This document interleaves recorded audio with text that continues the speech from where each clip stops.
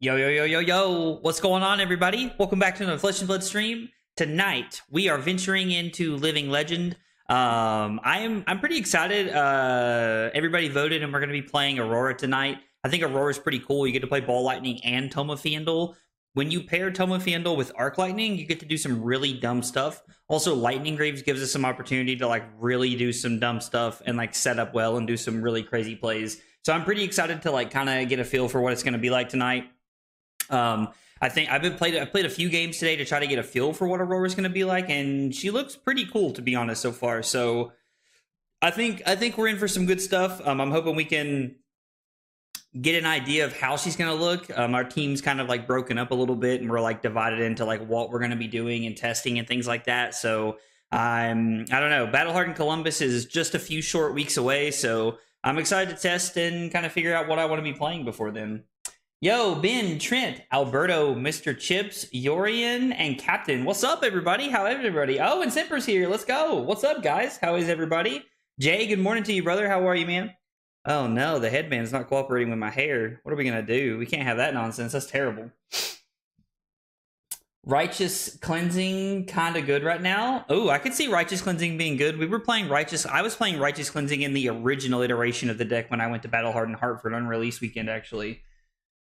The best streamer content Fab has to offer, dude. Chips, thank you, man. I appreciate it, brother. I appreciate that.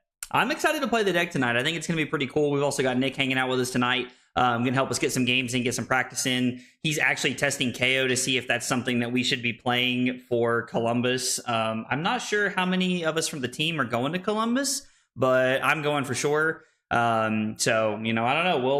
We'll see what happens. We'll see what happens. Hey, what's up, John? How are you, brother? Good evening, man. Brazilian's gonna win Worlds? All right, dude. I'm in for that. Who you got winning Worlds, man? Who you got winning Worlds?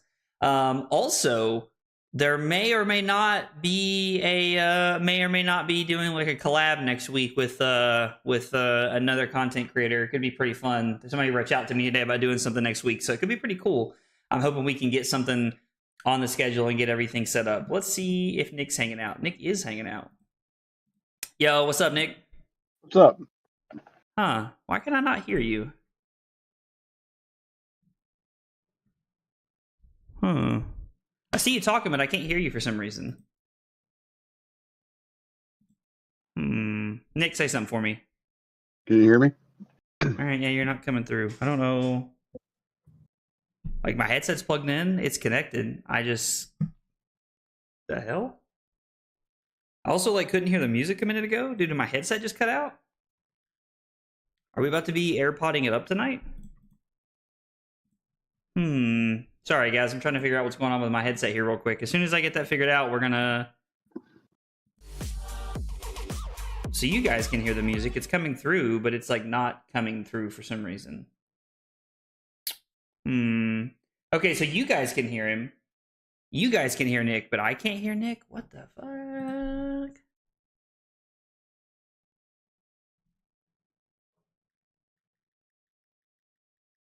Nick, say something again. Can you hear me? No? Okay. Did I, like, mute myself or something today? Like, what is going on? All right, hang on just a second. Hang on just a second. We got technical problems. Hang on just a second. I'll be right back.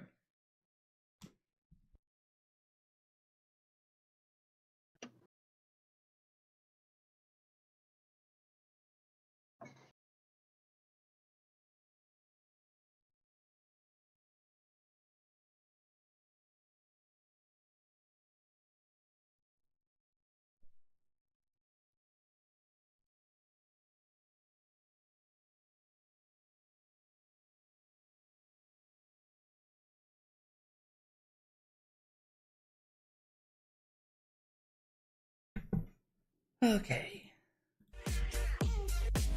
Okay, Nick, say something. Can you hear me? I can now. I don't know what the heck was going on there. That was weird, dude. That was super weird. Say something one more time for me so I can check the volume. Can you hear me? Yeah, I think maybe I've got it turned up more. One more time. Hello? Okay, yeah, you're coming through. What's the music sound like? Sounds like it always does. Okay, yeah, all right. That was really weird. That was insanely weird. All right, thanks for bearing with me. We're good now.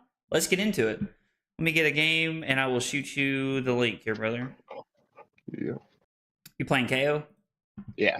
Nice. This will be good practice. I need to see what this race looks like when we're just trying to out aggro each other.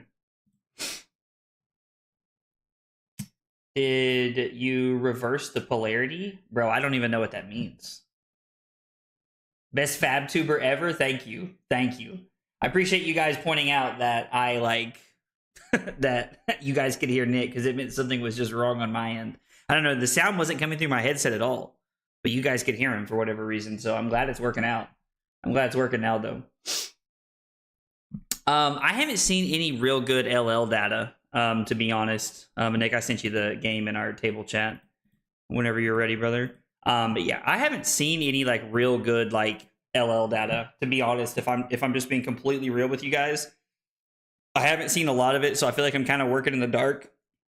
I did reach out to a friend the other day to ask them like what they thought were going to be like good decks in LL for Columbus. I think we want to go second against Nick. And I think like the consensus that I got is that like there's going to be like probably like just a handful of good heroes. Glad the clocks haven't changed yet.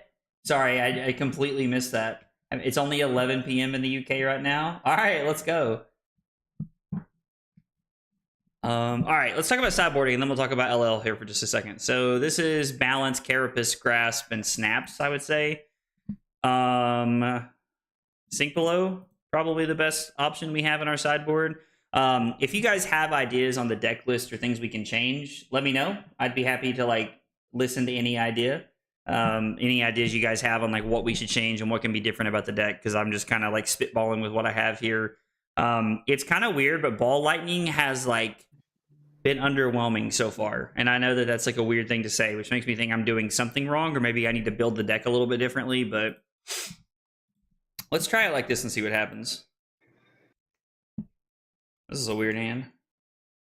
Not enough thunks? Well, unfortunately, that's not legal here. I was just making a generic joke for any fellow millennials out there. Oh. The only fab tuber for me, Trent. Brother, love you, man. I appreciate it. Flashing in a CLV at reaction speed, drawing and discarding a BMB on a Sash Wild Ride. Oh, Jesus, Brad. That's tough, man. That sounds like a rough day at the office for you, brother. Sounds like a rough day at the office for you. All right, so we got Arc Lightning to start off with. Nick is playing Null Rune Gloves, so Nick is at least leaning into the idea that we are playing Arcane Barrier, or like that we are playing a lot of Arcane. So curious to see how Nick pitches here to start the game with, or is like if he does to the Arc Lightning.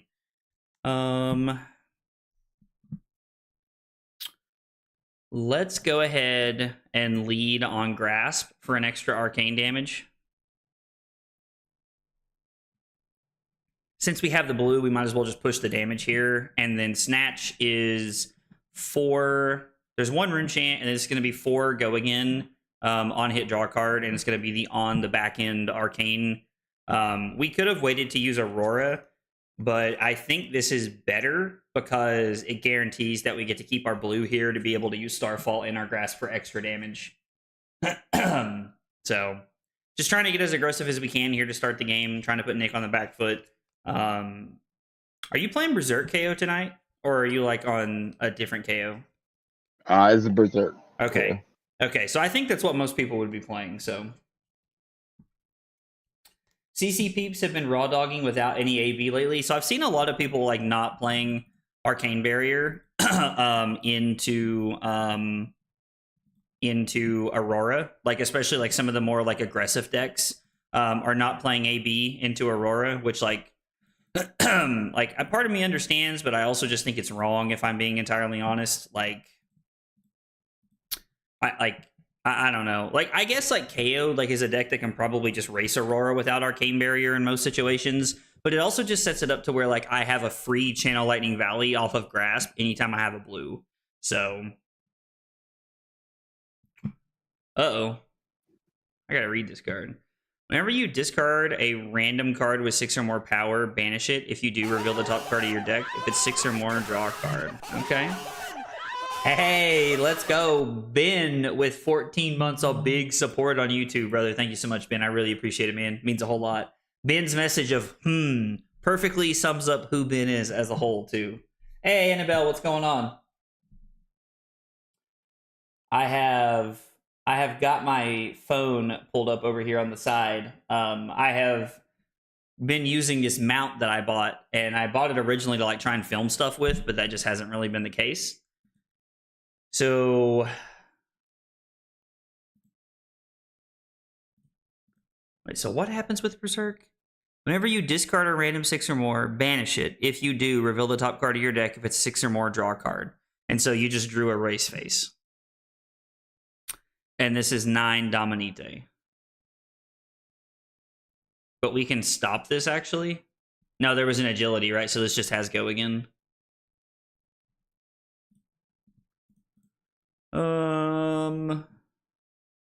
I mean, we'll just go ahead and give this up, I think.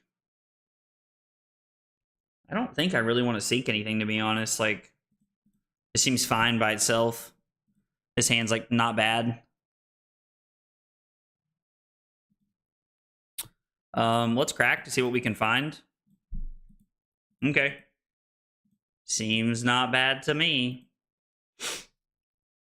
So we'll go ahead and just throw this out there. We'll just keep our 5-card hand. We're still up 5 points looking at the race, but Nick does have Scowling Flush Bag. Nick also had like a ton of reds right there. Like, I don't think there was a single blue. I don't think there was, at least not that one that I saw. So we're going to lead on Ball Lightning. I don't know if this is what we're supposed to lead on, but this is what I want to lead on. Double CLV into KO was sick. I mean, yeah, having CLV like or double CLV into KO is absolutely insane, especially when they're not playing Arcane Barrier, which a lot of them in CC aren't doing right now. I think we're just gonna have to flash this out right now, and hopefully Nick takes the right card. I guess like he had a 2/3 chance of taking the card I didn't want him to take, so like that's really what mattered there. And then we're gonna go another Ball Lightning for 3. And this has on hit, like, you know, Nick takes the additional damage like it normally does. And then I'm gonna come in with Starfall, forcing another card out of Nick's hand here, or he's gonna give me the CLV hit. And plus Nick took like a pretty decent card for us to Arsenal.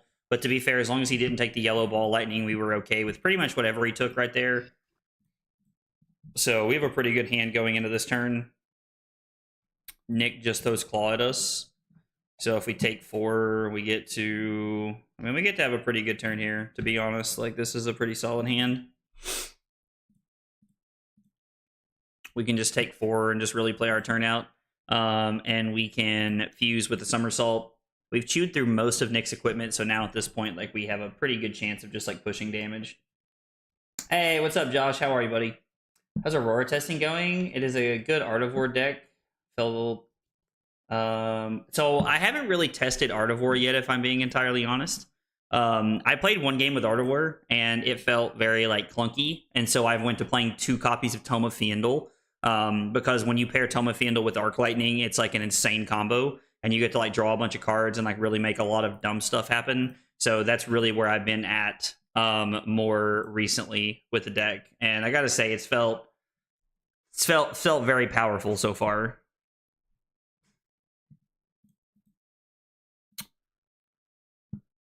So it's gonna be Aurora for 2 go again. Or I'm sorry, it's gonna be Starfall for 2 go again.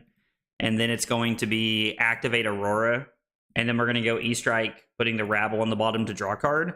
So it's going to be 5, go again with drawing a card. And we drew a pretty good card, but I still think we're going to sink it to the bottom here and just choose to go 5, draw a card again.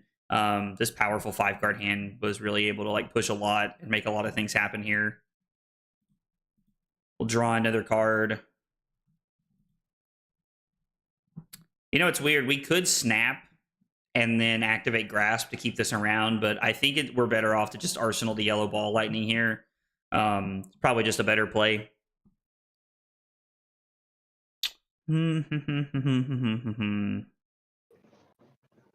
So we're gonna go CLV.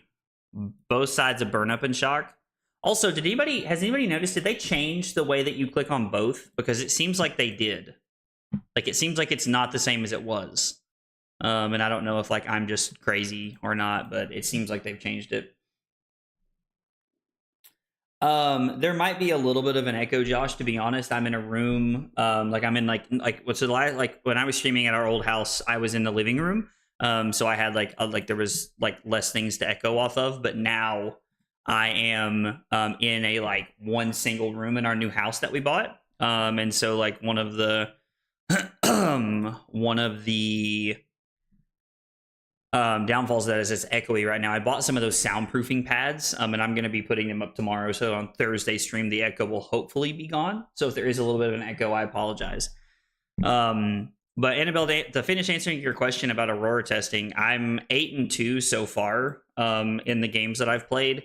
Now, like, it's a small sample size, and I'm going to be honest, some of the games that I played against people online have been kind of like non-games because I'm just kind of been dumpstering people, to be honest, like online. And I know that sounds kind of hateful, and I don't really like to say stuff like that. But it's like a lot of the games I played were like non-games. I did play a game against Prism that was like a very good game. So it's better just to activate Aurora here because the rune chant does not make Nick give us a card here. It's very possible that Acilio could be extremely busted. I worry about something like Acilio playing into Prism would be like my initial thoughts.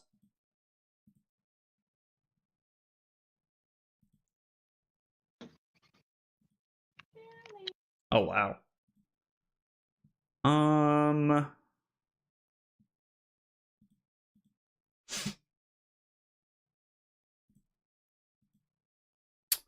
I think we can just put this on the bottom, right? Okay. I mean, it's a pretty good rip off the top.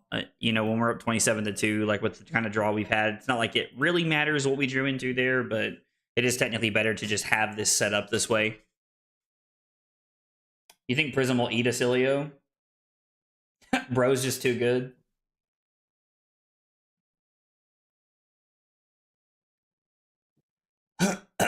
If it's an LL calling, someone probably will. Someone will probably what?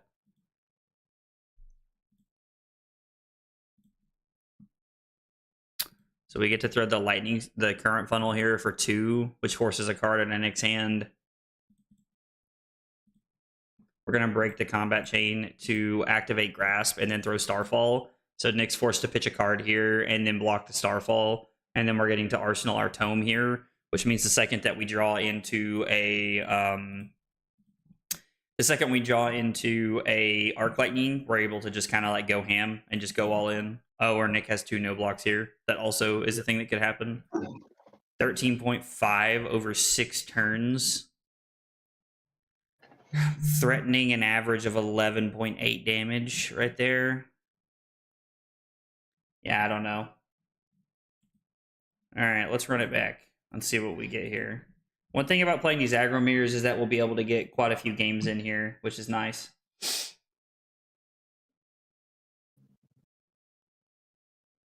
I mean, yeah, like Acilio is going to be insane with all the books and all the things that like Acilio can do, but I just honestly worry. Like, if you want the truth, I honestly just worry about. I mean, like, honestly, I just worry about like Prism and Oldham. Like, I don't know how we beat Prism or Oldham with a deck like that.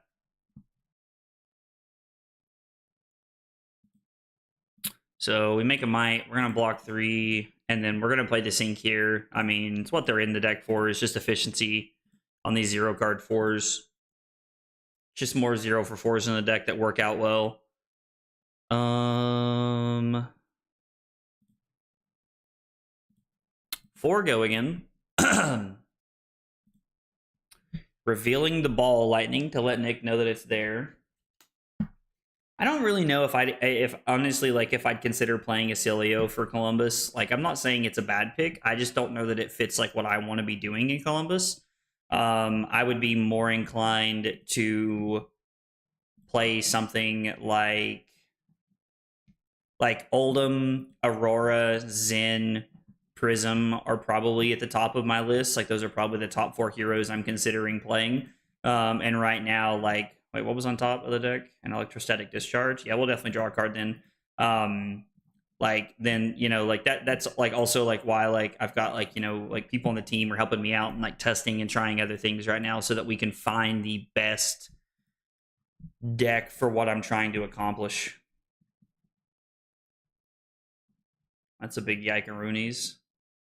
So if I play the blink right now to deny Nick the value, what does our hand look like? So play the blink. And then it is discharge into E-Strike for 8, draw a card. Or no, I'm sorry. It's discharge, rabble for 7, then E-Strike, draw a card. Or I could block with the burn up and shock. So let's see, that's 7 and 5 is 12 and an arsenal. Or it is block with burn up and shock and 2 pieces of equipment. And then my turn is electrostatic discharge and rabble. Yeah, so I'm just basically saying is 7 life worth. Yeah, I'm just going to play the blink and just... It's basically the same turn, no matter how we draw this up here.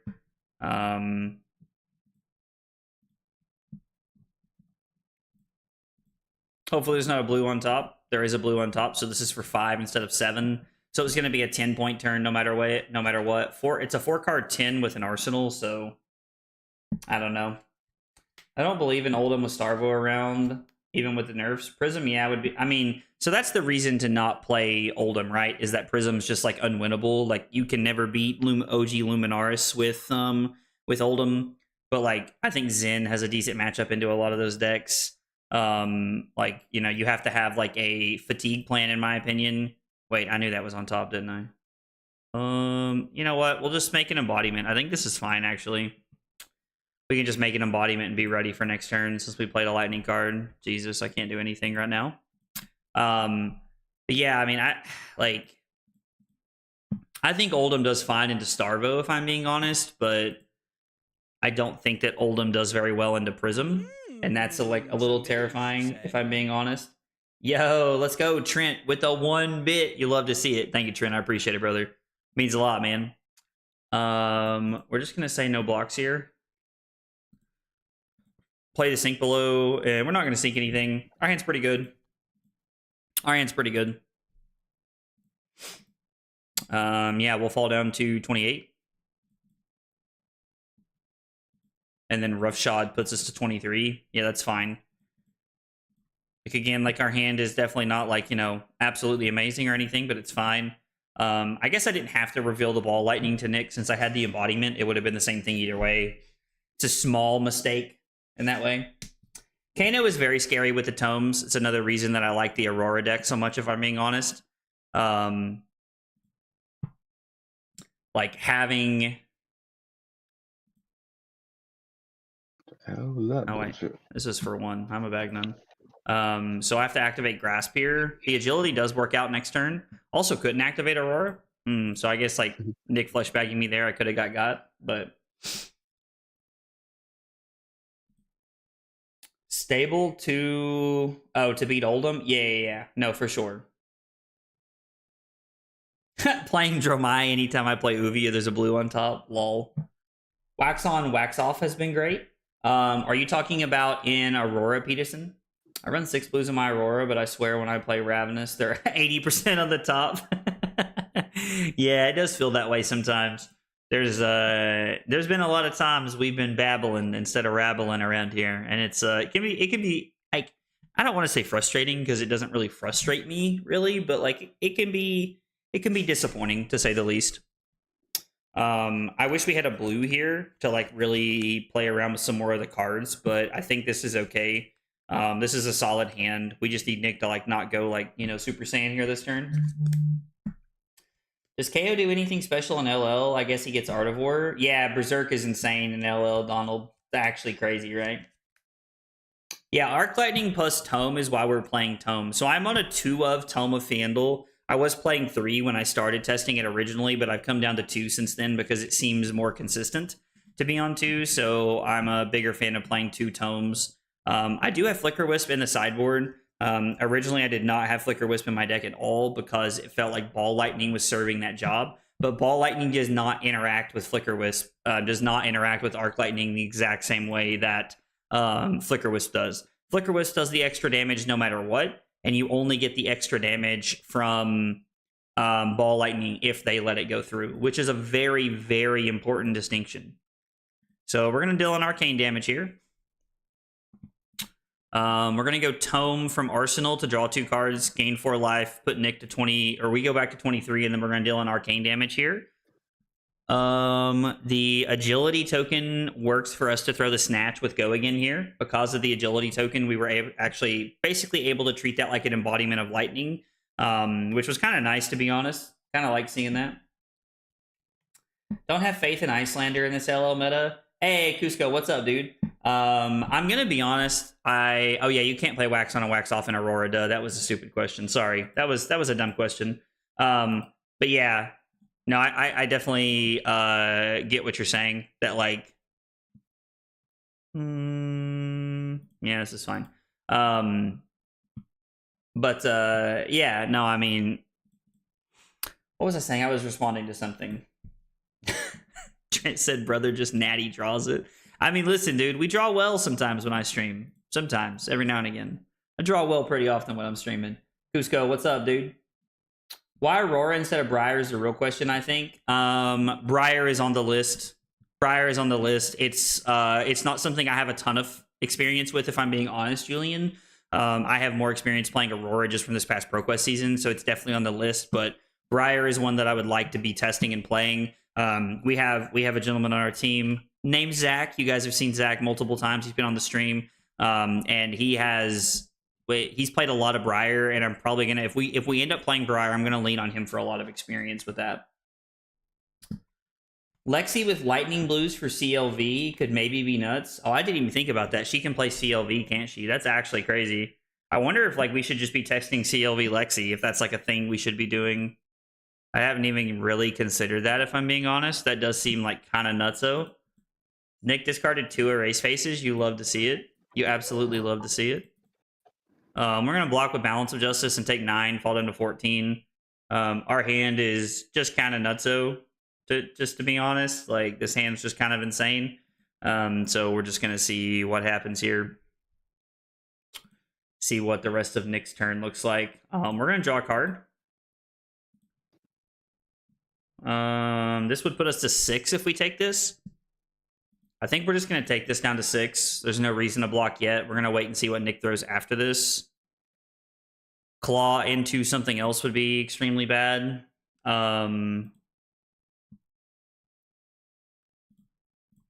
So if I take 3 down to 3, I'm out of Reckless range, which I don't even really know if they're running an LL. I assume there's like 1 copy in the deck.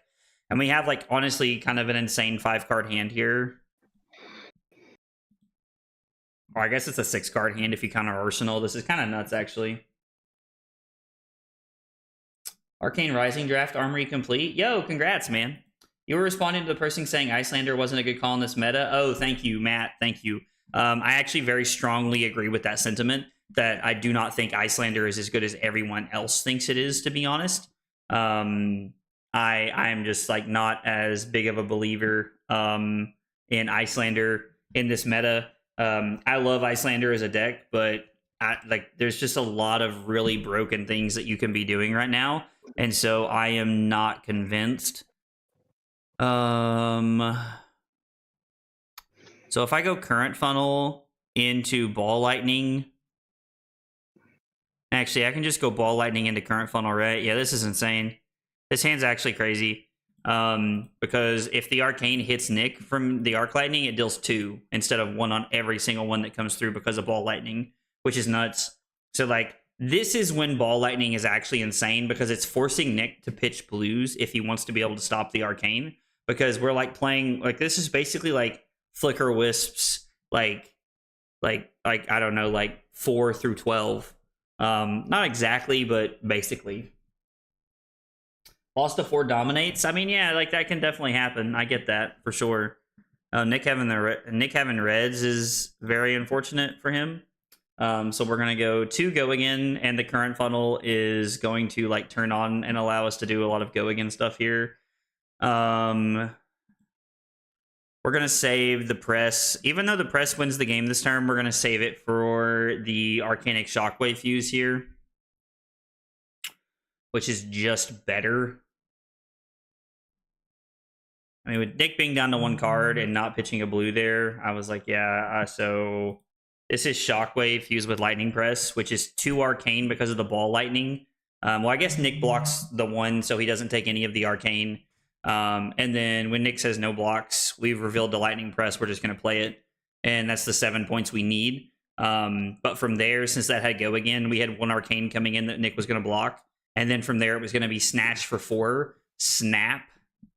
So it would have been 2 Arcane after that, and we would have drawn into a Lightning Press. We would have pitched that to the Starfall, which would have been good, but we had lethal lined up, so we just needed to push the tempo there and just make sure that we were actually getting there. Hey, what's up, Terrence? How are you, brother? Greetings, Starshine. The Earth says hello. I like that, dude. I like that. Lexi still has some limits because of her bow, so I'm not sure it'd be that nuts. Sounds more like sounds like a more restrictive 3 of a kind. Okay, I mean, I could say that. Just trying to figure out where and if I can make it to Calling Chicago. Dude, I hope you can make it, man. I really hope you can make it. It'd be cool. I don't know if I'm going to be able to go to Chicago yet. I would like to go to Chicago, but I don't know if it's in the cards for me to go. It lines up with my dad's birthday. Plus, Carly and I are going to London since I actually won a ProQuest. So we're trying to... I don't know. There's just some stuff, right, just to figure out right there with all that. But I would like to go to Chicago. There's not many callings that I'm actually able to go to just because of like positioning in the US and like the rest of the world. But I mean, I would like to go if I could. Am I going to Portland? No, Peterson. Portland's way too far away for me. It is just too far away. I wonder if I was supposed to take 3 and then pitch Aurora and then have these 2 cards. Probably. Nick, do you care if we undo real quick? No, I don't care. Yeah, I think I'm supposed to just take 3 here.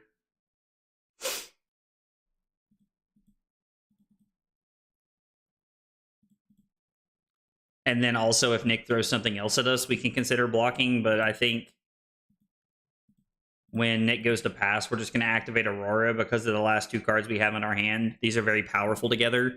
They work very well together. So having the embodiment for next turn is very strong. Yeah, this hand's not bad. This hand's not bad. We can get a lot of value out of this and like what we're trying to accomplish. Also gives us a lot of leverage to play around Fleshbag here if Nick gives it to us. So Lexi was occasionally playing Art of War. I mean, yeah, like I could see it taking the spot of like, I could see it taking the spot of Art of War.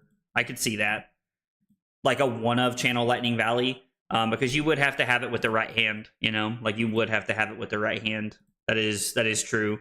Definitely something to think about, something to consider. I really don't want to waste the embodiment, but it was the best way to make sure we got the blue out of our hand. And since we have a lightning surge that we're going to arsenal, I think I'm okay with just like kind of wasting the embodiment here and setting up with the go again attack for next turn. We have a pretty good turn there to be able to set up there. Mainly depends if I can find someone to room with right now for Chicago. I'm already booked and paid for when it comes to Portland. Oh, nice, dude. That's awesome. Dude, I hope you have a blast in Portland, brother. Yeah, Portland's just a little too far for me with like all the travel I'm trying to do here at the end of the year. Just a little bit too out of the range there. Living the dream. Hope you can come to Chicago. I'll be there, dude. Let's go. I'm glad to hear you're living the dream, man. That's exciting, dude. I love that. I love that. I love to hear that people are doing well. But yeah, no, I'd like to come to Chicago. I don't know if it's gonna pan out. We'll see what happens.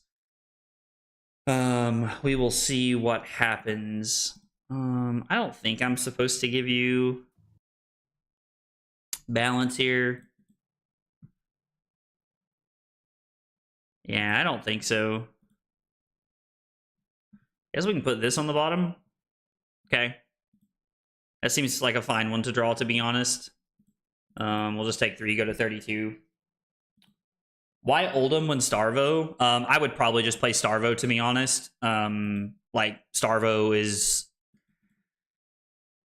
Oldham is more my playstyle, but Starvo's better, in my opinion. And it would just require, like, some... it would just, like... It would take some, like... It's a different deck and, like, has, like, a different learning curve to it. I would definitely, like, have to, like, learn a little bit about the deck. Because I have played a lot of Oldham, and that would be a very easy thing to transition into. But like also like I think I could learn Starvo pretty quickly. It's more about like learning the mirrors, I guess. Okay, so if Nick's gonna let this hit, we're still gonna somersault it back. The burn up comes across and we deal 4 arcane damage here, which is very powerful. And then I'm going to throw the second strike. And then we're just going to arsenal our lightning surge again and just set up another 5-card hand going in the next turn, being able to apply a lot of pressure here. Yeah, Starvo did get nerfed hard, but like, I mean, I assume that like Starvo is still in a very good place in the metagame, to be honest. Like, I assume it's a very good deck. Even if it's only playing one-ofs and stuff like that, it's probably still very good. Oh, man. Did Nick have a might? Damn, that sucks.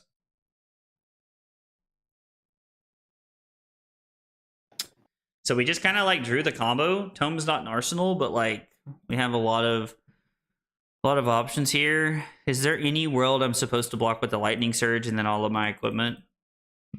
I think the answer is yes. Yeah, I think the answer is just always yes there. I guess I could have like played the blink and then kept that, but I think blocking is just a little bit cleaner there. We get to play Arc Lightning and deal an arcane damage here, and we already have pretty good go again set up with the tome, and like being able to draw into 2 more cards is insane. Plus the 2 cards we just drew into is like actually fucking nuts. Like, this is crazy, bro. The hand we just drew into is like wild. That is nuts what we just drew into. Starvo got hit, but like, I mean, I still just think it's insane. Like, Starvo's probably just still like a very good hero, right? At least I would think anyway. So we're gonna go Entwine Lightning fuse with the second strike, and this is 4 go again, 1 arcane on the back end because of Arc Lightning, and then it's gonna be second strike for 4 go again, 1 arcane on the back end because of Arc Lightning, and then Starfall for 2 go again, 1 arcane on the back end. Yo, what's up, Cranky? How are you, buddy? Still remember a guy getting IP3 Starvo, proceeded to just hero power every turn and win by like turn 6. I mean, yeah, so like that's like that's the downfall of Starvo. That's why people hated the hero, right? Because it was just nonsense like that was just so stupid. Nobody likes to play against that, you know? Like, and honestly, I don't want to play something like that. Like, that's not how I want the games to go.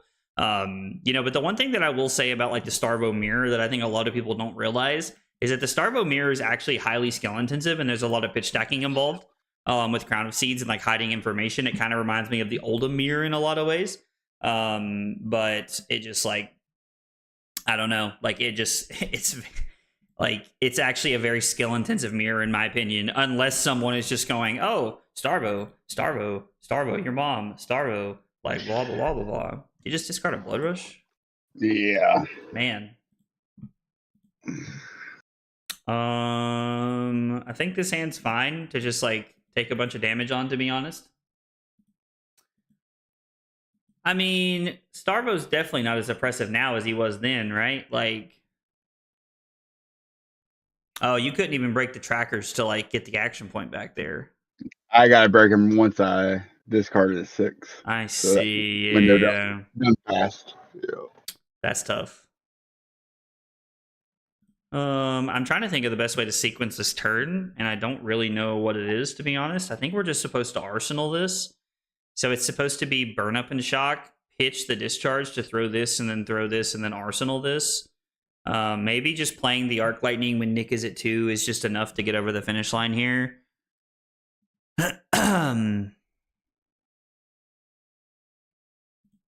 Yeah, I think we'll just play this way. Like, this is fine.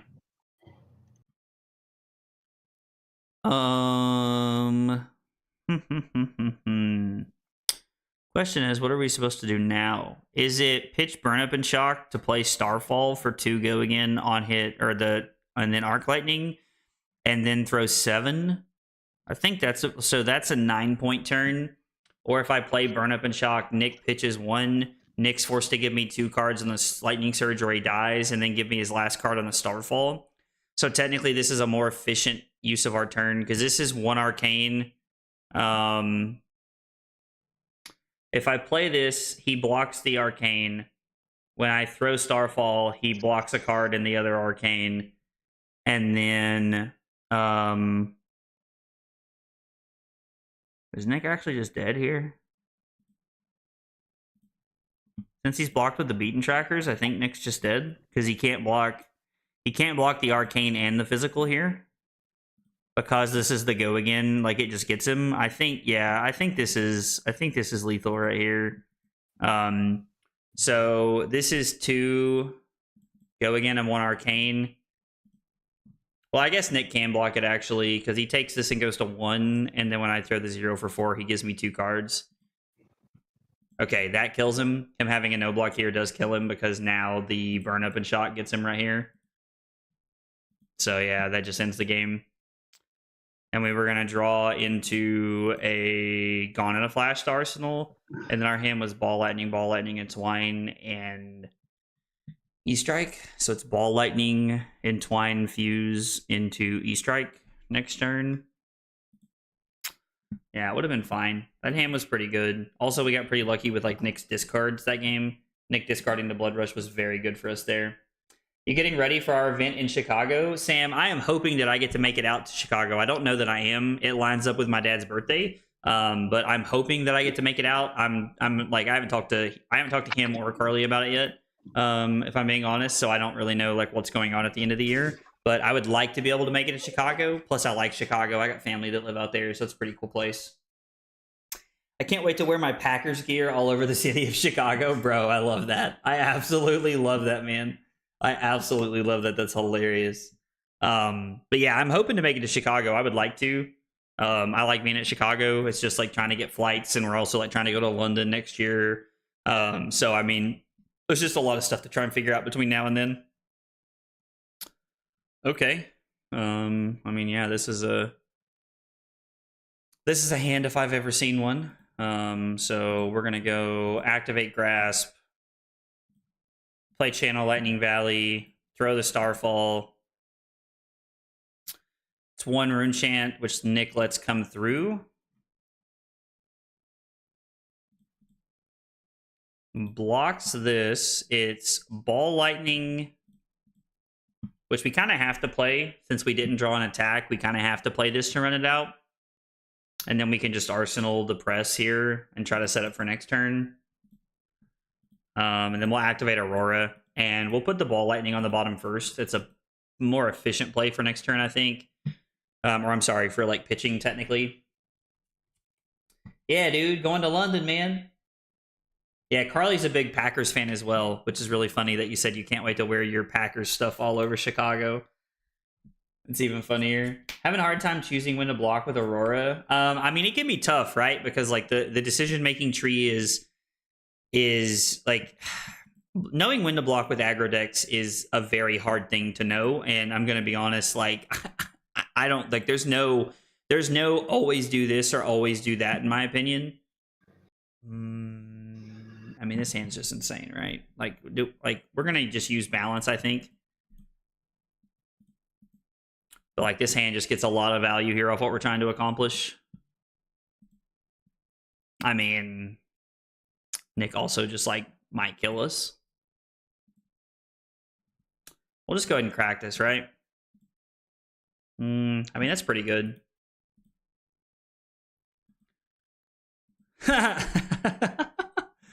Oh man, and then Nick draws into a riled up. All right, well I guess we'll take 6 here. There's no reason to do anything crazy.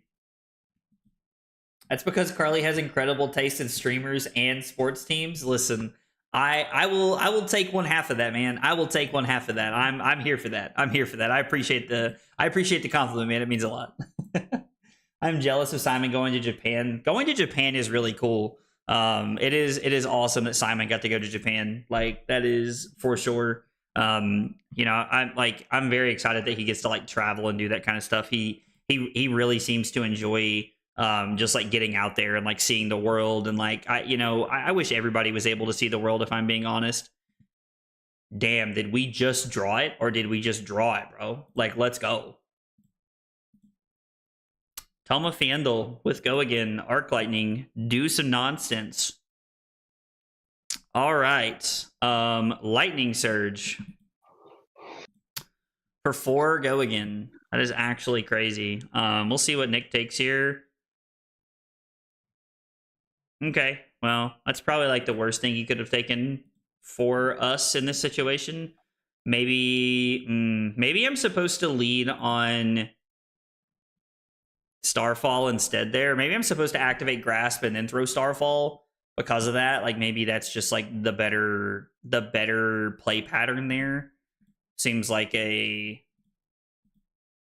mistake on my part with like my decision making right there. I left myself open to Scowling Fleshbag and I think that was just wrong.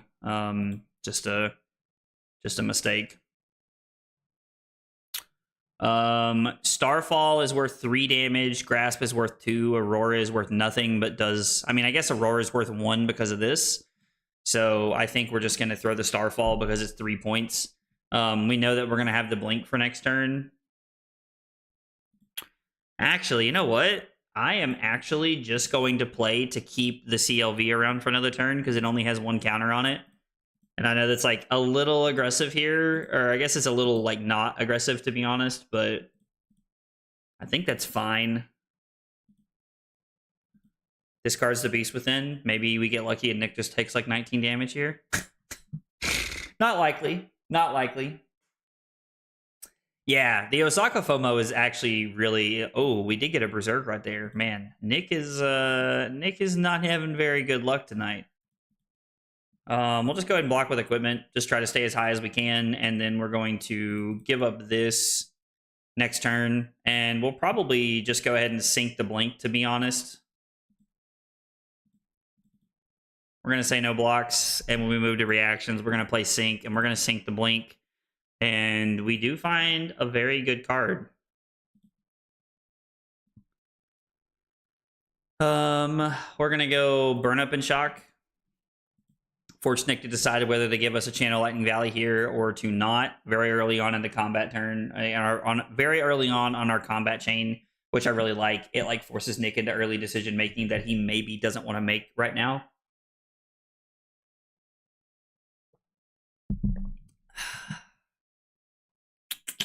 Okay, so Nick does block this. So with that in mind, I think it is more correct to play Gone in a Flash, because this gives Nick the idea that we don't know what we want to do with it yet. Oh, also, I missed the big hydrate. Sorry, Trent. I got you right after this, brother. I got you right after this, fam. But yeah, I think leading with the Gone in a Flash, even though we don't really have a ton we want to do with it, I think gives Nick a chance to make a mistake, or for us to think that we have a blink, or for Nick to think that we have anything really. So it is kind of funny that it would have worked out very well to have kept our blink there. But okay, so we get to deal 4 arcane damage after Nick goes to 13. That puts Nick down to 9. Channel Lightning Valley draws us into a pretty solid one, I would say. Put Nick down to 5 and then throw 4 more here.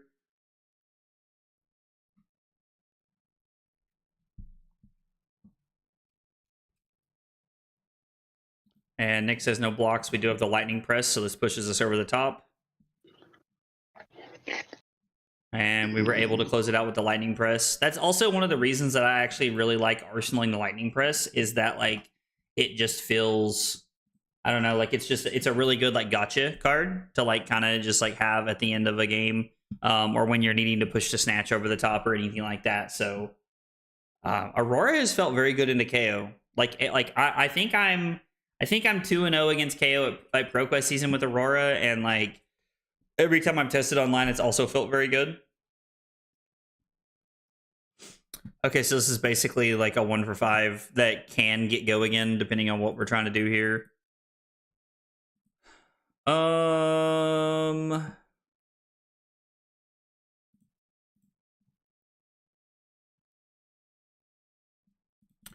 This is the most efficient way for me to block. It maybe is not the most explosive way for me to block, considering what I'm trying to get into next turn, but this is technically the most efficient way for me to block with what I'm trying to do here.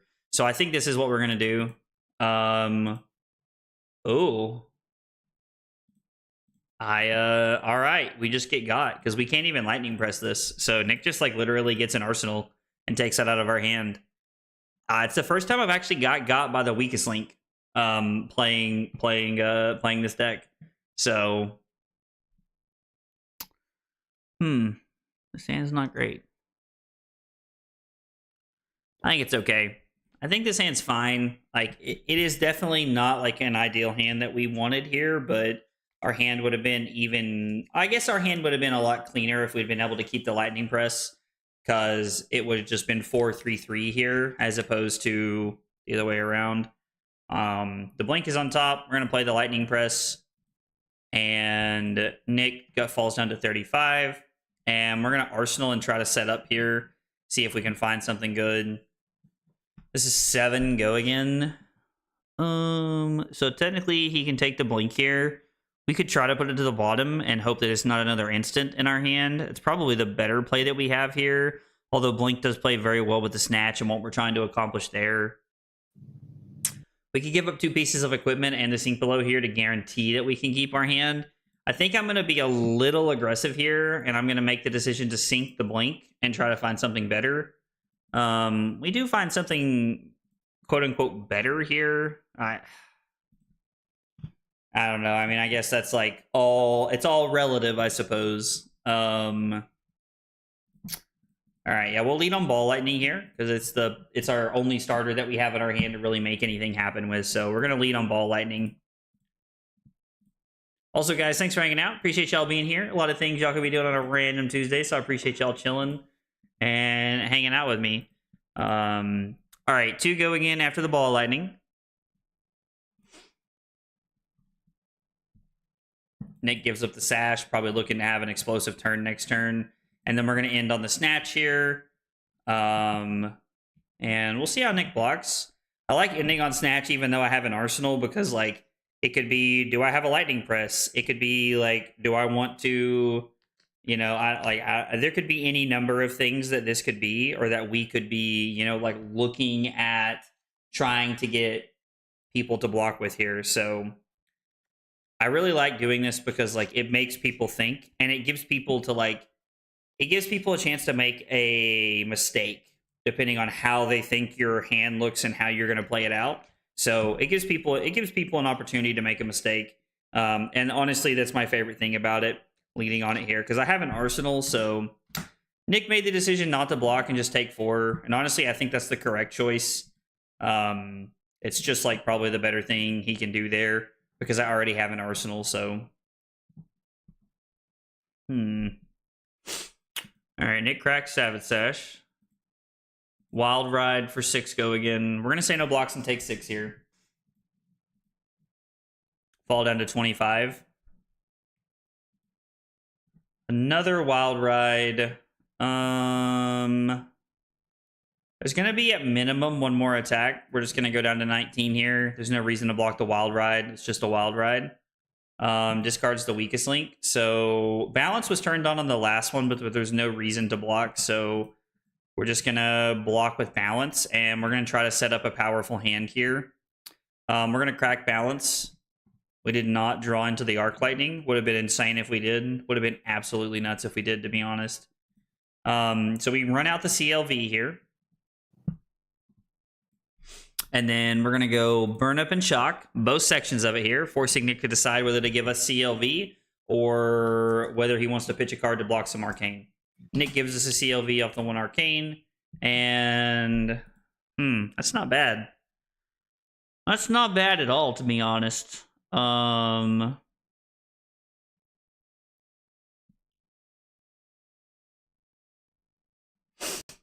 right, what does this turn look like?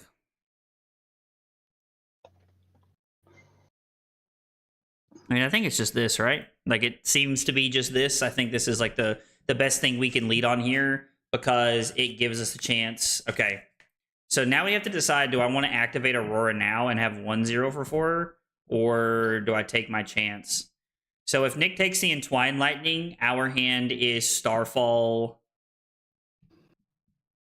Lightning Surge, Aurora. If Nick takes the Lightning Surge, my hand is 4 going into that. If he takes the blue, okay, yeah, so we have a good hand no matter what with whatever Nick takes here, which I'm okay with. I think this is fine. Like, no matter what Nick takes here, we get to have a solid hand. We get to, like, push a lot of damage and kind of, like, really just do what we want to do here, which is good. Lightning Surge is 4 go again with on-hit Channel Lightning Valley. Or no, we've already CLV'd this turn. It's on-hit Burn Up, though, which is cool because the Entwined Lightning deals 5 and the Burn Up deals 5 because it's a lightning card, which is just like, it's just pairing so well with what we're trying to do. Like, and just the ball lightning damage that you get is actually really good. Like, I can definitely see why ball lightning was banned after playing with it. And I know that I said early on in the stream that it's felt kind of mediocre, but like, it's just, I don't know, like it's insane when you're racing, but when you're playing against like Oldham and stuff like that, like it feels kind of underwhelming because it's just a 0 for 3 and like you're not really able to like stack up and really make a lot of Arcane happen. At least from what I can see so far. Maybe I'm just playing the deck incorrectly. So this is 9 and Nick gains an action point. We're going to say no blocks here. We'll see what Nick throws after this. Claw into something else could be pretty bad. Breakneck Battery. So this is 8 going in. If I block 3, 5, 7, I take 1, go to 6. And then the Claw comes in for 5 after this because he can't throw the Rough Shot, which means we go to 1. And us going to 1 is actually okay here because we drew the Arc Lightning and the Tome hand. So we're going to be able to gain 3 life and go back to 4. So this is actually okay to fall down to 1 here. We play the Tome, have 2 floating, and we're going to deal a damage to Nick, or we're going to try to deal a damage to Nick. Okay.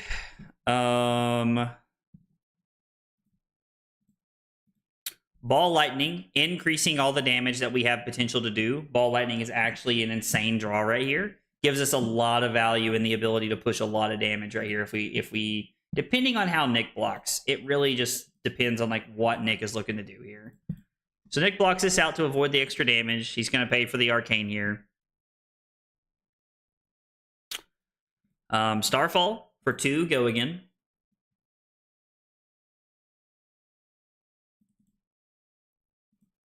So we deal 2, and then Arc Lightning is going to deal 1/2, depending on how Nick blocks. We're going to go E-Strike for draw card in hopes that we find... I guess that's fine, to be honest. So Snap is 5. Yeah, it's just correct to Snap because we're going to force 1 more card into Nick's hand no matter how he blocks here, which is exactly what we want to be doing. Oh, wait, no, we're not. I miscounted. It's still okay, though. I still think it's correct because this actually just puts Nick to 1 if he doesn't give us another card, and then we activate Aurora.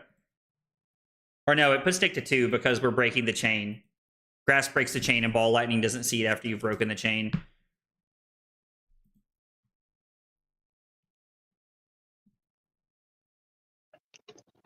And we're just dead.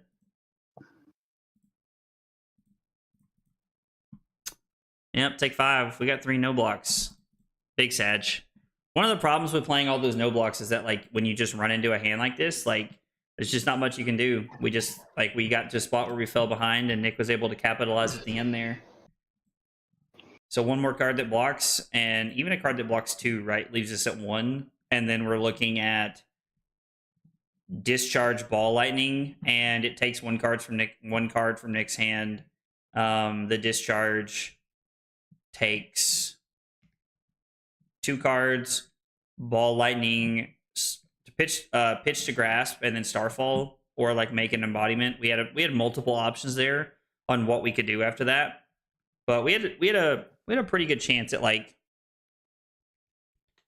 one more turn, and I think we were going to get there. We just needed to be able to block.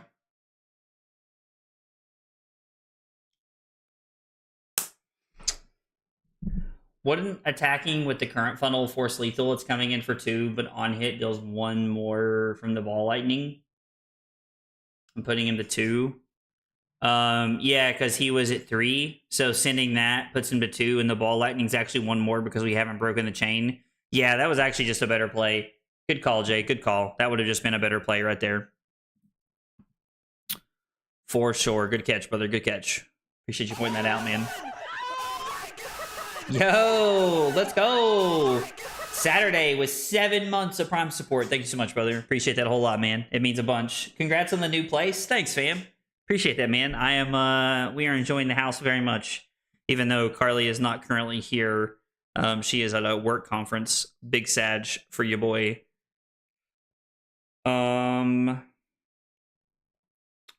We're gonna go discharge into ball lightning, which is 5 points here. And then on hit it deals 1 more point.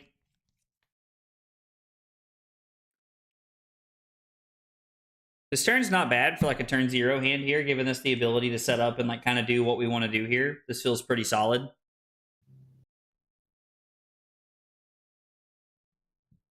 Also, Trent, don't hate me. Big hydrate for Trent. I'm like way behind. I apologize.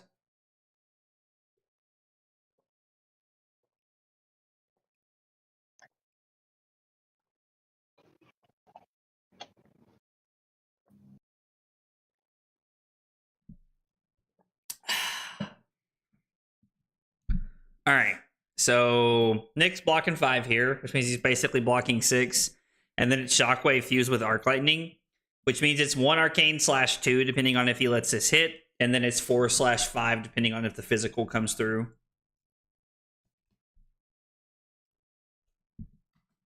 All right, so we're able to push through we're able to push through 2 damage on the Arcanic Shockwave here. Pairing that with Ball Lightning is looking really good. And then we are looking at 4/5 here on the physical.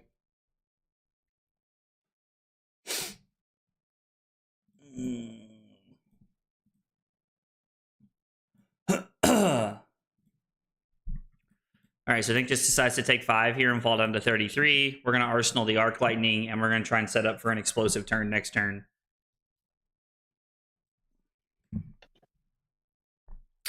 This is actually a hand that is like free of tyranny from the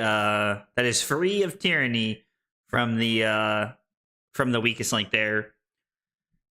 So we take 8 ball lightning, or I'm sorry, Arc Lightning from Arsenal to set up and try to get a powerful hand going here. We're going to lead on Snatch since it is the 1 card that we need to use to give Go Again in our hand. We're going to lead here. Plus, it gives Nick a chance to decide how he wants to block. He gives us the Flesh Bag and takes the card we actually wanted to Arsenal anyway. But having that in our hand was pretty important, to be honest. It's actually incredibly awkward to draw something like that here. I mean, don't get me wrong, like it's good, but it's really weird at the same time because we've already dealt damage to Nick. So drawing that card just makes our hand incredibly weird. And now we're kind of forced into like, do I want to pitch this to throw Starfall for 3 more points, or is Channel Lightning Valley going to be worth more than 3? The odds are that it's probably going to be worth 6 at minimum because it draws us 2 cards. So I would say that's not bad. More like Balls Lightning. Lol, I love that, Trent. I love that. Yo, what's up with the thumbs down? Your name is Psychopath. Interesting choice of name. I still think we're supposed to Arsenal this, to be honest. We're just gonna come in for 4 and 1 Arcane here and just like push some damage. Put Nick down to 19. We're going to Arsenal the channel. Because having that, if Nick throws a Command and Conquer at us or the weakest link or something like that, we're in a much better spot. Dude, Berserk into like Blood Rush is just crazy. Seems like actually insane. Oh.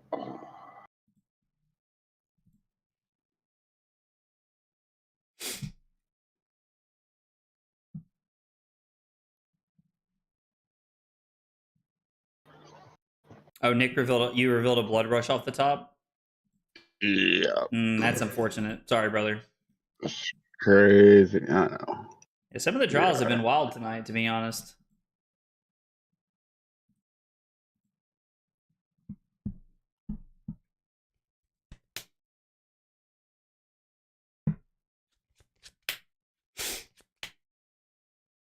Our hand's interesting. Our hand probably requires us using snaps. I guess it doesn't technically require us using snaps if we don't want to, but we're more than likely end up using snaps here, so...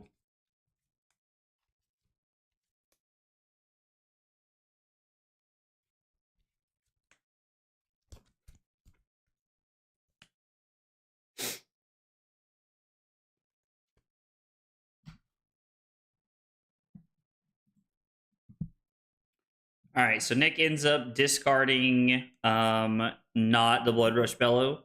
And it is safe to say that we know that there's a Blood Rush on top of the deck, because I'm pretty sure... Yeah, we knew that he drew into the Blood Rush, so we know he has another one for next turn. And now he has a Mighty Wind up, so he's going to throw that at us for 7. So we're going to block here, and we're just going to play this out like this. We're going to take 6, fall down to 26, and then... Ooh, Nick's going to play the Blood Rush. Just kidding. What do we got on top of the deck? What do we have for him, Johnny? Ooh, a Pulping Big Sag. I guess that makes more sense, actually. Nick's all in on his big combo turn here, so it makes sense that he would want to dive in for this play. Being a little bit more risky than I feel like he normally would, but I think that's a good decision. Berserk draws him into a riled up. I mean, we may be blocking here. I wanted to activate that, but oh well. We'll do it now. See what we draw into. Okay. Actually, you know what? We can use this opportunity to put one of these on the bottom. Okay.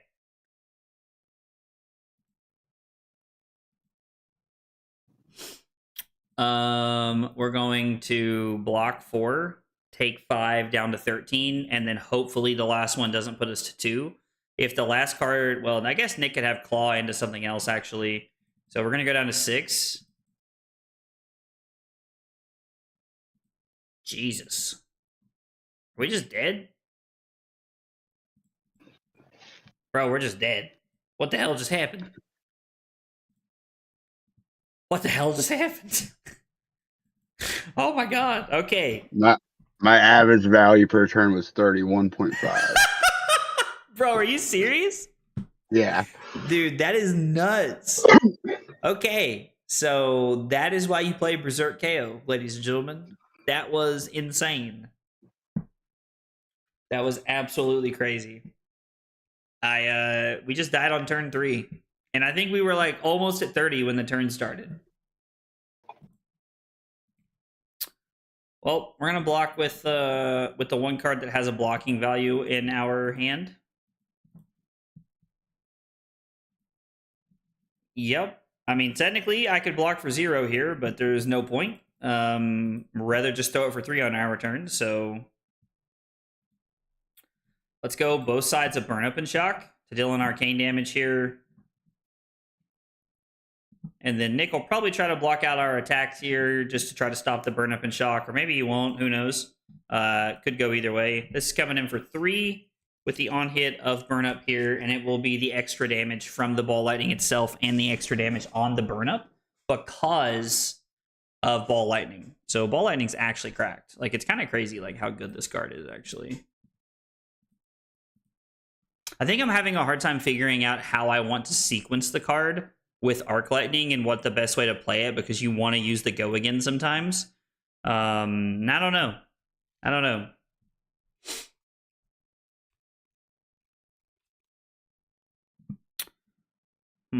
This hand's interesting. I think this is no blocks all the way. We're just gonna go to 27 here, play for the next turn, and we'll see what we got cooking next turn here.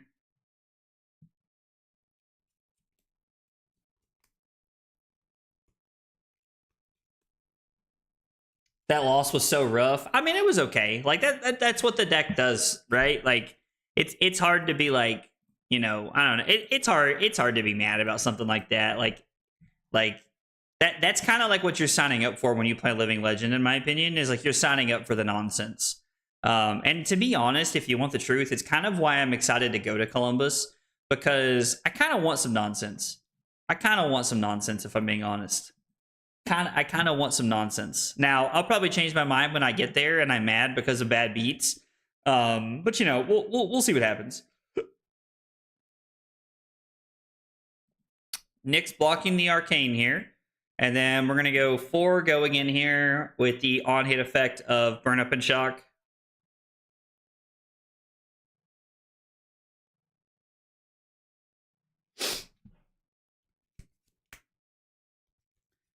We'll see how Nick plays this one out.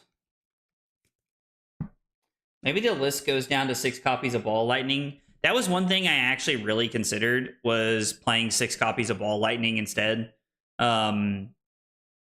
It like actually didn't seem like a bad idea.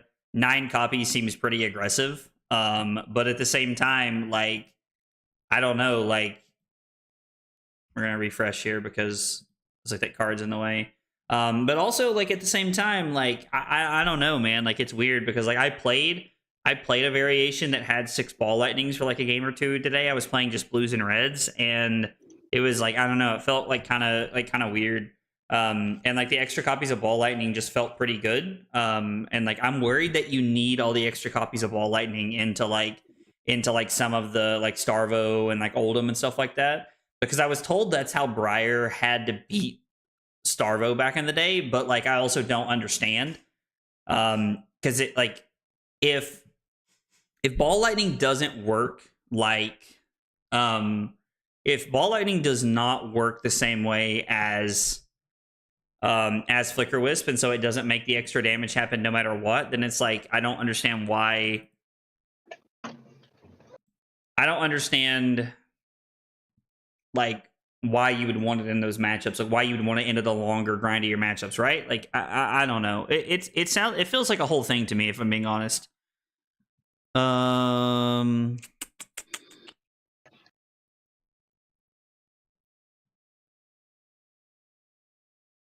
I mean, we don't really have a lot going on with this hand. This hand's a little awkward, to be honest. Little awkward. But I think we can make it work here. God.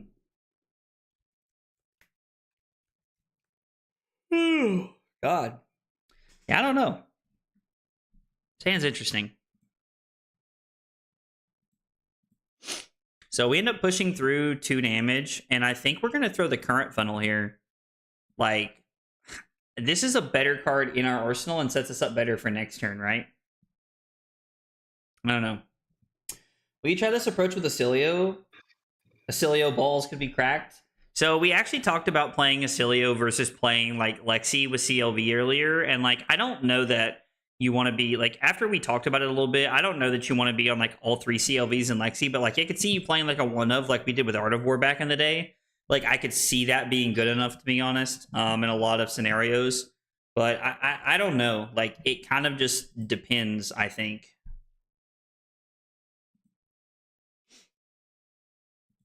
But like I could definitely be talked into like playing.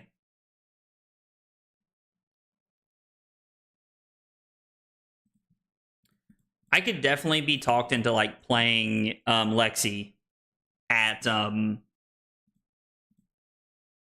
and in Columbus here in a couple weeks. Like you could actually really talk me into that. So draw a Beast Within. So we're probably just dead here, right? Like, this is one of the downfalls of Nick drawing the Berserk like this, is that, like, it's just hard to keep up with what's going on here. Like, our hand's really good, but, like, our hand doesn't block. Nick having to break the combat chain there for the sash is pretty solid. Nick draws a Clash of Agility. Beast Within draws a Smash Instinct. And so this is 6 go again. I don't think we can block all of this.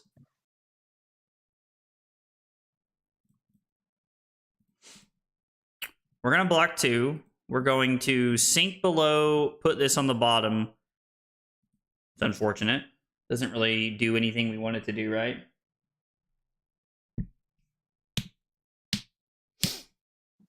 But to answer your question, Murillo, I don't really know if I want to approach Acilio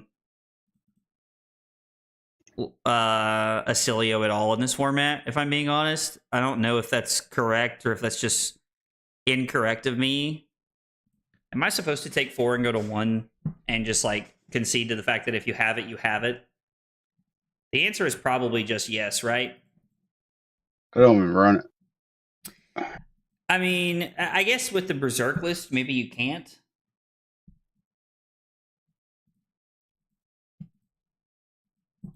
We get to lean on Snatch here, and this almost assuredly draws out the Scowling Fleshbag at this point, I would think. Maybe not. I don't know. Either way, this like kind of works out for us and like what we're trying to do here. We get to get every card out of our hand and flash in the Channel Lightning Valley, so Nick gets no value out of this. And then it's 2 go again on hit, draw card.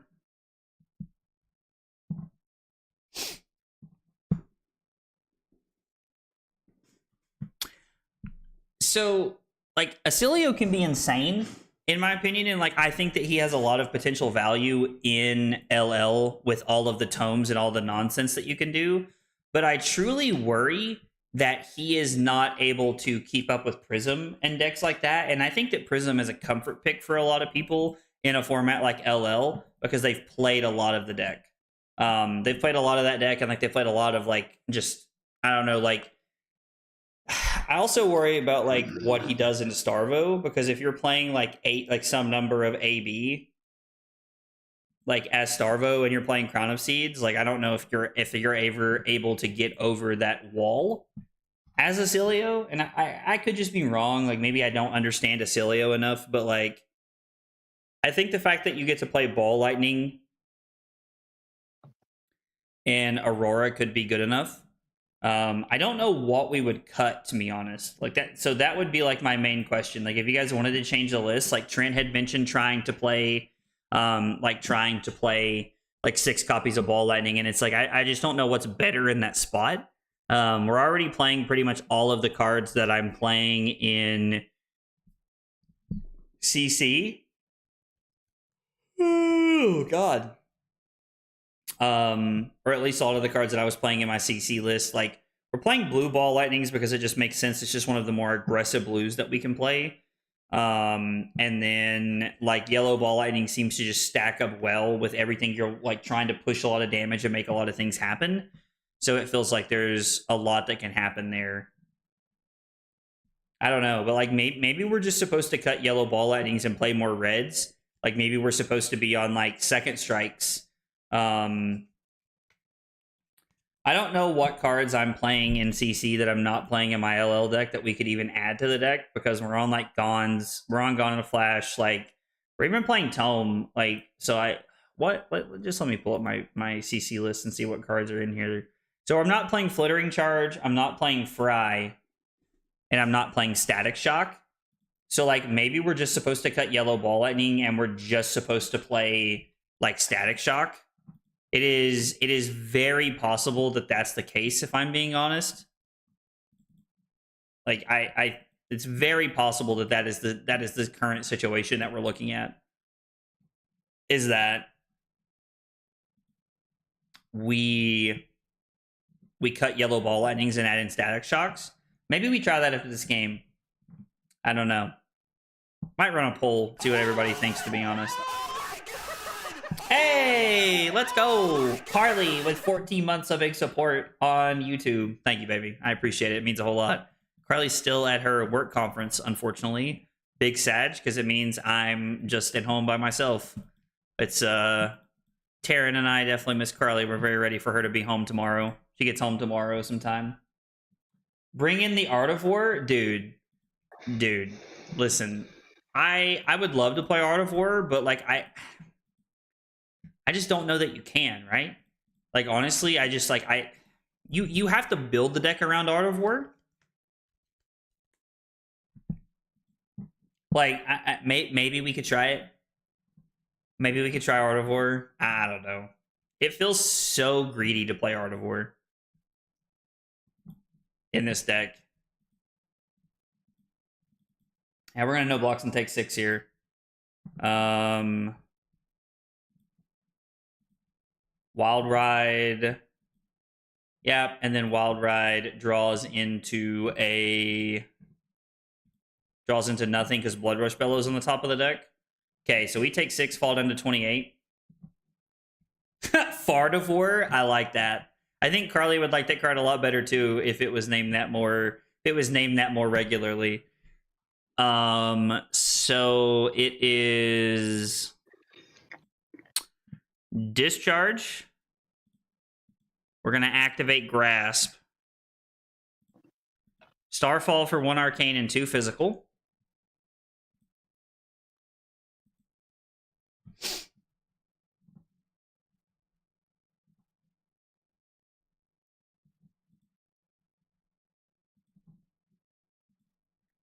Was an interesting choice for Nick to give Flesh Bag right there. It took the card we wanted anyway. So I guess it kind of lined up there for us, but we'll see what we draw into. Ooh, well, we're definitely arsenaling that.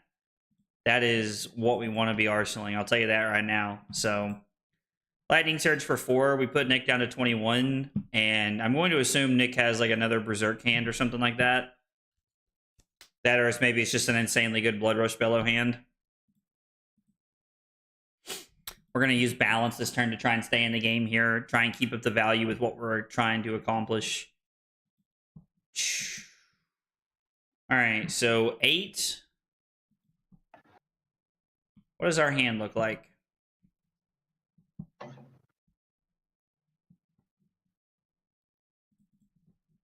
We're going to take 8, fall down to 20 here. I don't want to block this. I would rather wait and block something else.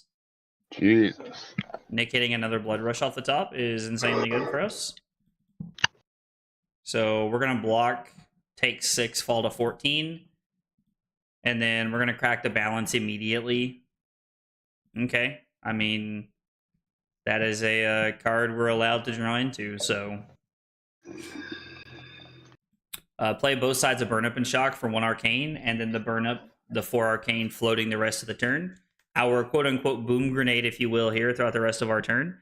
And then we're going to go Starfall for 2 go again.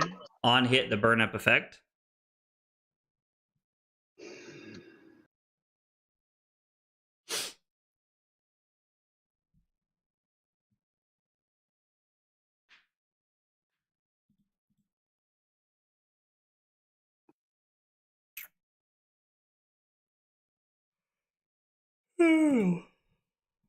All right, so now we push more arcane damage, putting Nick down to 16, and then it's Lightning Surge for 4.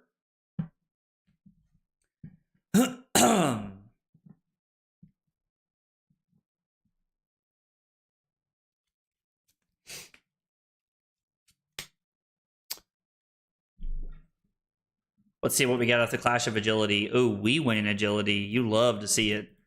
And then we play both of these, pushing over 7 points. And then we're going to activate Aurora. We had already planned on activating Aurora anyway, so it's what we were going to do, even though we won the Agility. Oh, this is crazy. This is crazy. We're about to go Super Saiyan. Super Saiyan to the moon. Man, my phone charged really fast. So I've got my phone propped up over here beside me because it seems like a convenient place to put it while I'm streaming. I should probably block with my equipment there, but it's fine. But yeah, I've got my phone charging and it just charged much faster than I thought it would.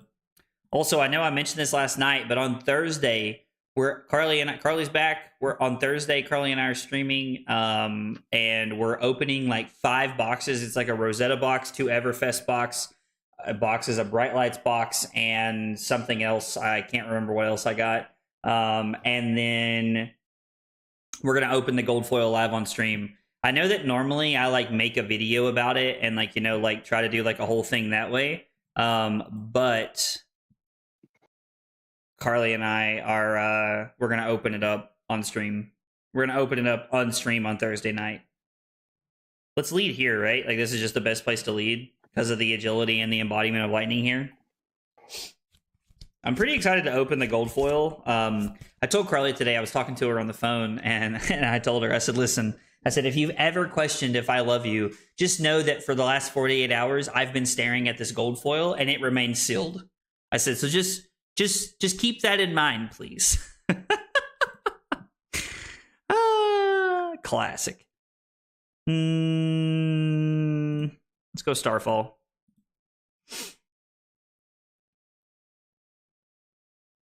Throwing Starfall for 2, just trying to push damage here. We've got Nick down to 9. We just need to keep our foot on the gas and just make sure that we are continuing to like press and just try to put him in as awkward a spot as we can every turn.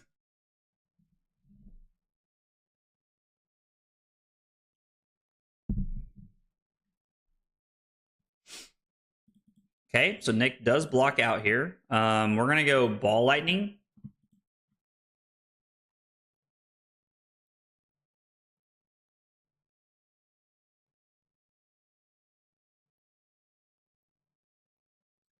So this is for like 3/4 if this hits.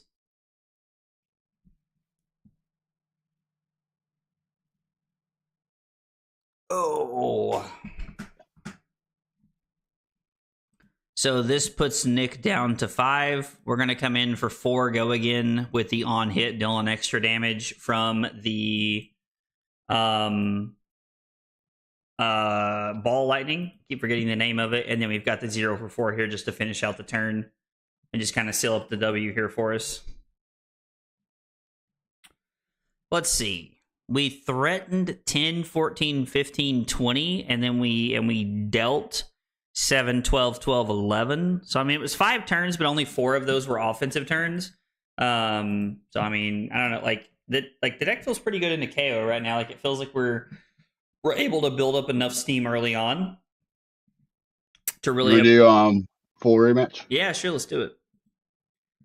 I might try sideboarding a little bit differently and see how it feels. I mean, I guess we should try the different sideboarding options, right? Like, that's what this stuff is here for. I kind of want to try playing the combo and just see how it feels. I think it's incorrect to play combo into Nick, but we're gonna play combo with Balance of Justice, Grasp, and Carapace. I hate that it's doing this. Like, I hate that like you have to like I have to hold it like in a specific spot to be able to even see Balance of Justice. I hate when Talishar is doing stuff like this. But we'll try it this way and see how it feels. I don't think it's correct. I think Sink Below is just a better play for us. But if we are able to see, like,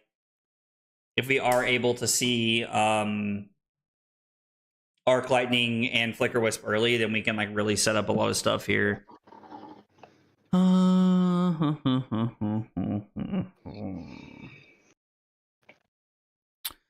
know what? This is just good enough to let us set up an embodiment here. And I know that with the Arc Lightning, it really doesn't matter most of the time, but I think this is better because if we draw into a Flicker Wisp, then we're in an insanely powerful position because we have the embodiment of Lightning already set up here. I think that gives us a lot of value with what we're looking to do. Setting up the embodiment gives us a lot of potential value moving forward. All right, well, we're just going to flash this in. And then this is just 6, giving Nick the info of our hand, which is perfectly okay, to be honest. Like, I'm pretty okay with this. Nick now knows we're probably going to lead on E-Strike draw card just because it gives us the most value.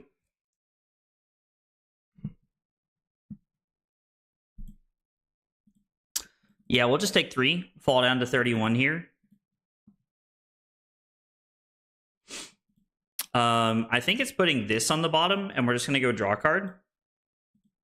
Drawing into another one is really weird, to be honest. Like, I was not expecting that. Like, you don't expect to see that many combo pieces that early on in the game. But I mean, I guess we have like some play here with what we're trying to accomplish. So we can go Arc Lightning now that we've drawn it. Like it's fine. And then we get to go Ravenous Rabble for 4. There's a Somersault on top. Okay. So this is 4 going in and 1 Arcane on the back end. And then we get to deal a damage, and then it's going to be 2. 1 Arcane on the back end, and then we're going to activate Aurora, and we're just going to try and set up for next turn. And we've drawn the 3rd Arc Lightning so far, but we have not seen any copies of Flicker Wisp so far. And this is like my immediate problem with playing the combo is that, like, if you don't see it, it's just like inherently like you're like Flicker Wisp is not good if you don't play it with a combo. Like, you can try to like have a turn with like Static Shock and like with like Static Shock and like you know, Arcanic Shockwave or something, but even then it's like super mediocre. We're just gonna take 5, fall down to 26. All right, so the second Wild Ride makes balance active. We're just gonna hit the balance here on the next attack and see what happens. I'm saving my balance in case this is like in a race face or a weakest link that Nick wants to end on. We probably have to block this just in case Nick does try to end the turn here. I mean, yeah, we'll give equipment here. There's no reason not to.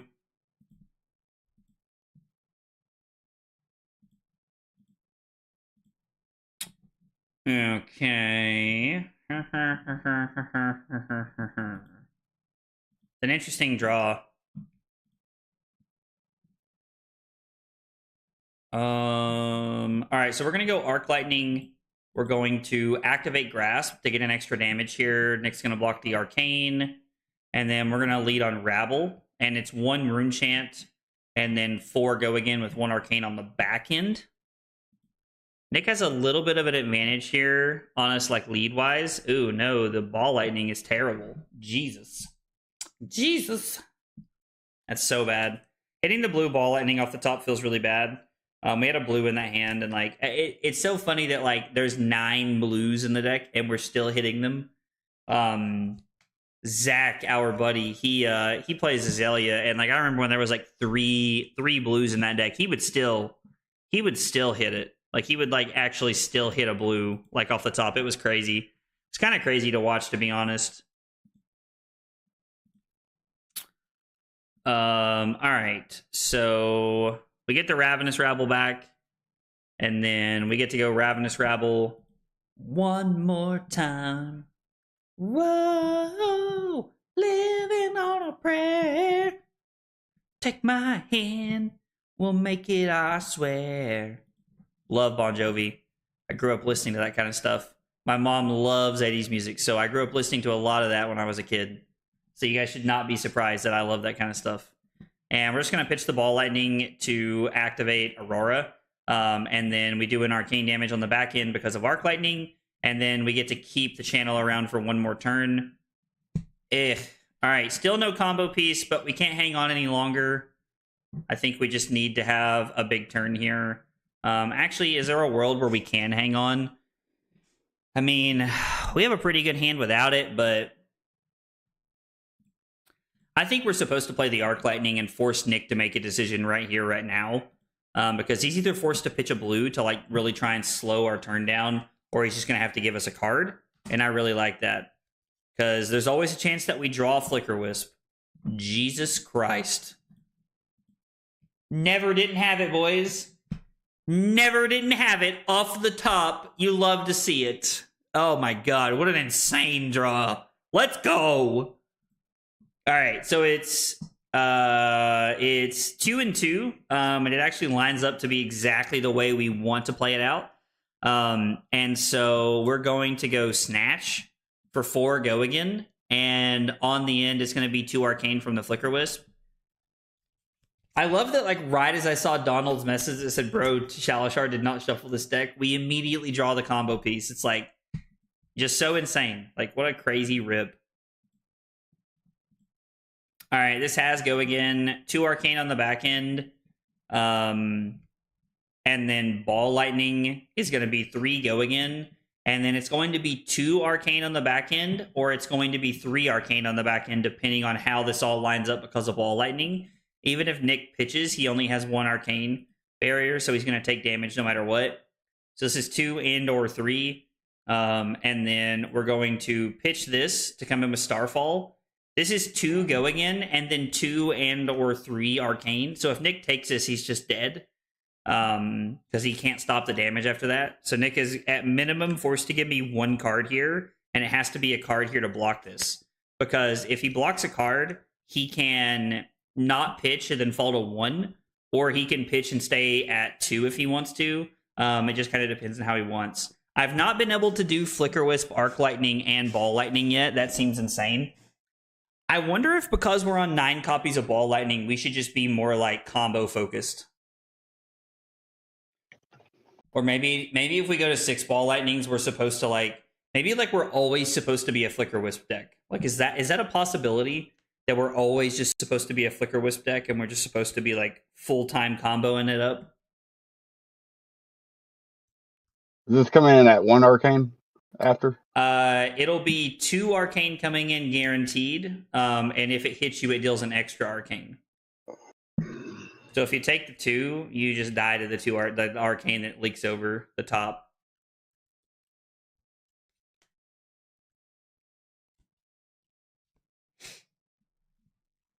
All right, so we get a card in Nick's hand, and then the Arcane leaks over because of Go Again, and it puts Nick down to 1 if he doesn't pitch a card, 2 if he does pitch a card.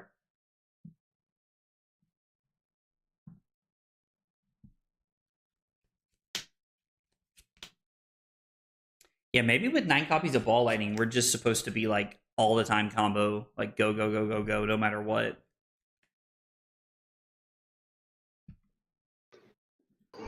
Yeah, we're just going to take 3 here. We have Obi-Wan level high ground right now, so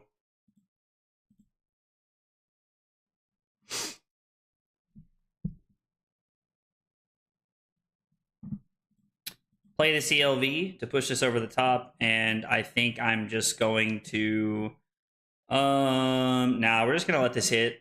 We'll see what we draw into here. Oh, we knew it was the Entwine Lightning. So Entwine Lightning fused with the Somersault is insane, because this is a breakpoint that requires 2 cards, because Nick's now at 1.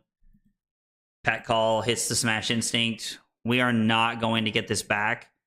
We are going to go draw card, which is 5 draw card, and then Nick can't stop this. We play the Somersault to get this back to our hand, and then in the reactions we would have played Snaps to get the back, and then we would have been able to throw 7 after that if it wasn't enough. But since we had the game locked up, we were just we have just locked it up right there with what we had before we got there.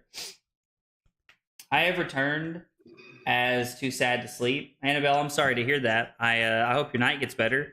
I mean, I'm glad you're able to hang out with us. I hate that that's the case, but I'm glad you're able to come back and hang out with us. I wonder if I'm just supposed to, like, full combo. Hang on, let's full rematch real quick. I'm gonna try sideboarding like a lunatic and see what happens.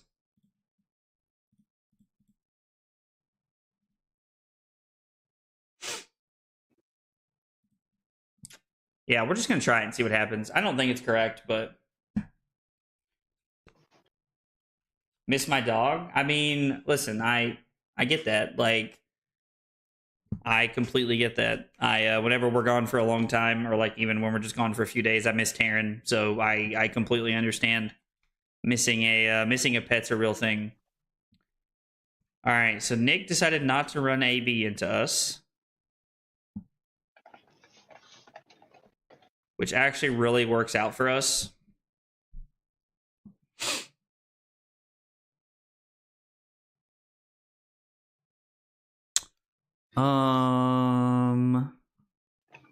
Okay, so we're going to activate Grasp, pitching Blink. We're going to throw Shockwave, fusing with Channel Lightning Valley, and then I'm going to play the Channel Lightning Valley beforehand so that we get the extra draw here. And we're going to target KO, and then we are actually able to pitch the card we drew to activate Aurora, and then we're able to keep CLV in play, and then Arsenal our card for next turn. Probably better to Arsenal that since Nick showed us he doesn't have AB, but I think it's fine to play this way. We're keeping a very powerful attack in our arsenal here. Does Rosetta Thorn have game, or is the Go Again on Starfall just better? It's very possible that like a version of Aurora with Rosetta Thorn is like actually just like the play, because you're like it's a very different deck, right? So because you're forced into like the lines of, you're absolutely just like forced into the lines of, you know, playing non-attack actions. Like you're forced to play Sizzle. You're then forced to play the cards like Electrify. Like I think it's probably just a strictly worse version of the deck, but having a 1-for-4 weapon could be very solid in Rosetta Thorn. We could even like kind of like start playing cards like Nimbalism if that's stuff we wanted to play. I guess Nimbalism's just like a different version of Sizzle, right? So Sizzle probably be better.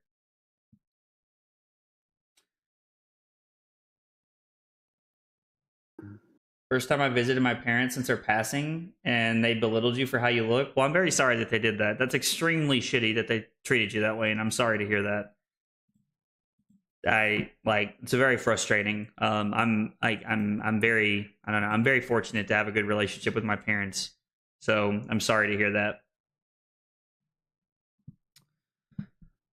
All right, so Ravenous Rabble, after we play the Discharge, is coming in for 7, and this is on hit Channel Lightning Valley to try and put Nick in a bad spot here. We have not drawn yet this turn, so we would like to be able to push this here.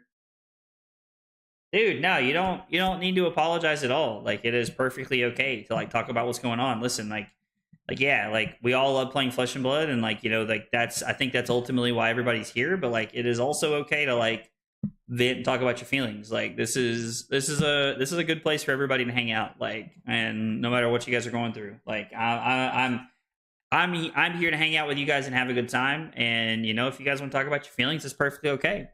Or if you guys don't feel comfortable like expressing your feelings in like a public chat, you're more than welcome to like private message me. Like that's okay too. I'm still happy to talk to anybody like about what's going on. We don't have a second lightning card, so we're not keeping this around. I might as well play this turn. So this is 4 Go Again, and then we'll just save this for next turn. There was a yellow on top, so it actually did work out pretty well for us to make that play right there. But yeah, I still think that was... I still think that Arsenaling's okay here, even if Nick does hit us with like, you know, another CNC or something like that. We're probably forced to let this CNC come through, to be honest, but I still think it's... Like, I still think we're better off to Arsenal the Rabble here. And I put new sleeves on my shuffling cards, and like I just like that thap like when you like shuffle cards. I just like love that noise. Probably drives you guys crazy listening to me shuffle my cards, but I'm a big fan personally. All right, so Nick just passes after that. So we're looking at Ravenous Rabble for 4 Go Again. Hopefully 4 Go Again. It is a discharge off the top, which is solid. Nick gives us the Flesh Bag, and he takes Ball Lightning, which is a little unfortunate, but to be honest, it's okay. We still have a pretty solid hand. I was hoping to like turn Ball Lightning into a 0 for 5 right there. So, and then we're just going to come in for 4 Physical and 1 Arcane. And we're just going to put Nick down to 19. We're going to Arsenal the Arc Lightning as we're hoping to rip into the Flicker Wisp and just like have full combo here. We did not draw into the Flicker Wisp, but I still think we have a really solid hand. This looks to be a very, very good hand here. So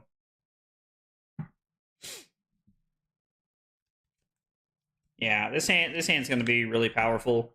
We may just go in on the Ether Iron Weave and Gold play this turn anyway, even though we don't have both pieces of the combo. Still think Lightning Lexi could be goated with Ball Lightning, CLV, and Current Funnel. I mean, it very well could be. If you how does that work, right? Because you want to be more focused on like trying to play the arrows, and so like I'm worried that you're diluting the deck too much with Lightning cards. Because like originally we were just playing Lightning Surge because it was a good card to Arsenal that also worked out with what you wanted to do. So I don't know, like it's an interesting choice. I think we just have to take 6. It definitely turns off a lot of our turn and what we're trying to accomplish, but I still think we just have to play out our turn and try to do what we're trying to do. Since we're at 18, we probably save the Ether Iron Weave and Gold and like our whole entourage of stuff here for one more turn. So since none of our attacks are lightning or elemental, we're not going to get the +1 damage effect from them, which is fine because we're still going to get to like we're still pushing 13 points of damage this turn. So we're still like we're putting a lot of pressure on Nick and putting him down to 4 this turn. And yeah, I mean, we're gonna another Blood Rush. Jeez. All right, we're gonna try and hang on here. It's all we can do. If I had my computer, I'd be brewing. I'm biased because Fuseless is cringe and shit. Elemental all the way. I mean, I definitely don't think that it is shit, but it is. I know that a lot of people like the Fuse version of Lexi a lot better. They enjoy it a lot more.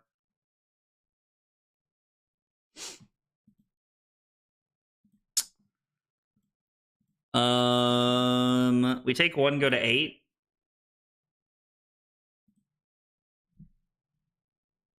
And I think we just lose off the back of that. And I'm not going to say we just lose, but like that's pretty rough for us because we have to fall down to 2. And now like we have a hand that's not really doing that much, to be honest. We might just be able to get there off the Arcane this turn, actually. So that puts Nick to 3. This puts him to 2 to 1, and then that kills him. So never mind. We still had it. I just didn't think about the Arcane and the fact that like Nick did not have an out to the Arcane. I was thinking about cracking the Gold to draw a card, which like also works in some fashion of what we're trying to accomplish here. But the Arcane gets him.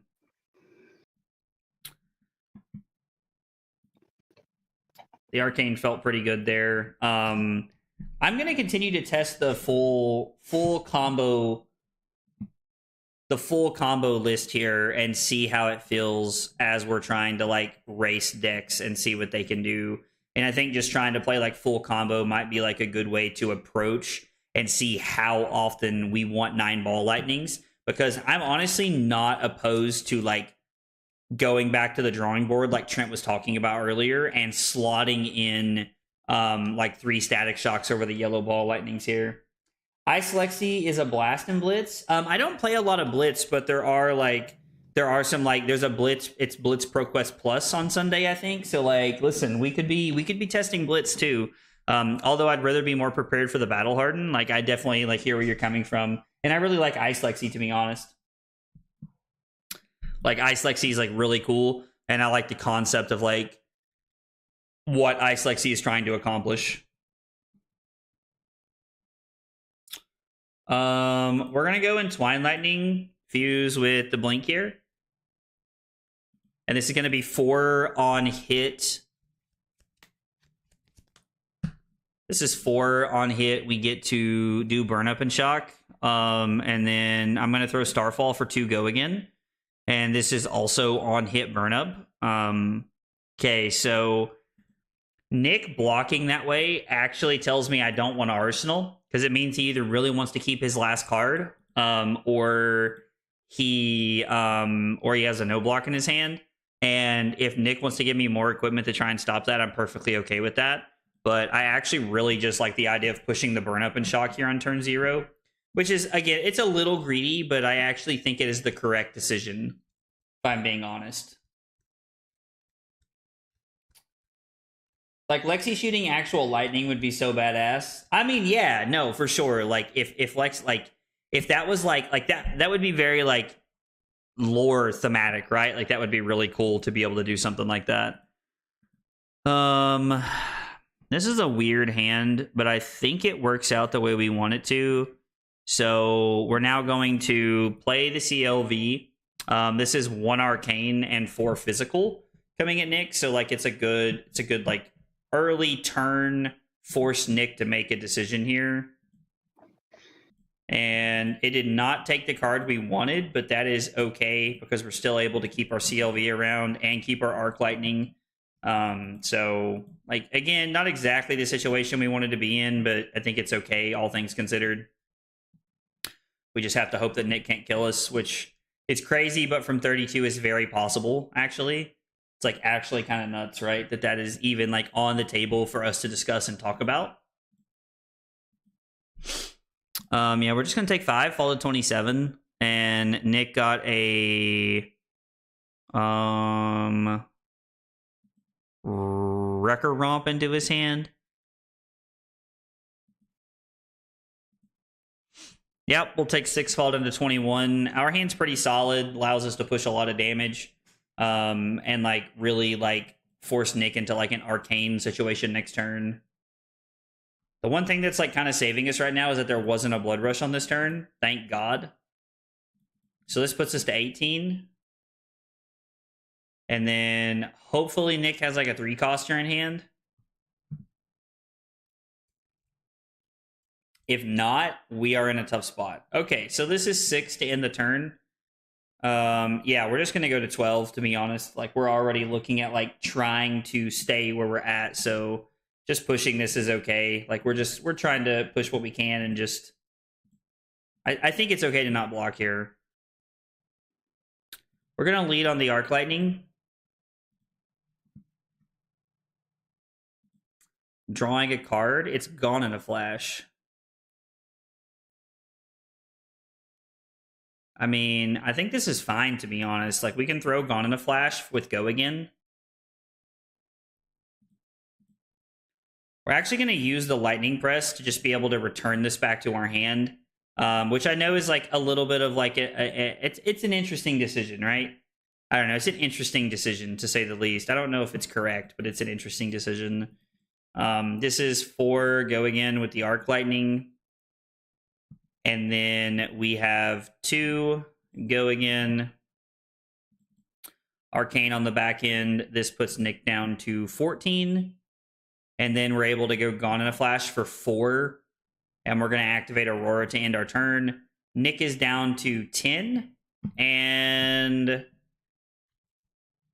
has another Blood Rush. Okay, that is not good for us. The only thing that's kind of bailing us out right now is the fact that Nick did pitch a red and discard a red. So, like, if Nick didn't draw blue... All right, well, that's probably going to kill us. Just a second Blood Rush is insane, because it means it claws for 7. This is for 11. Block 3, take 8 to 4.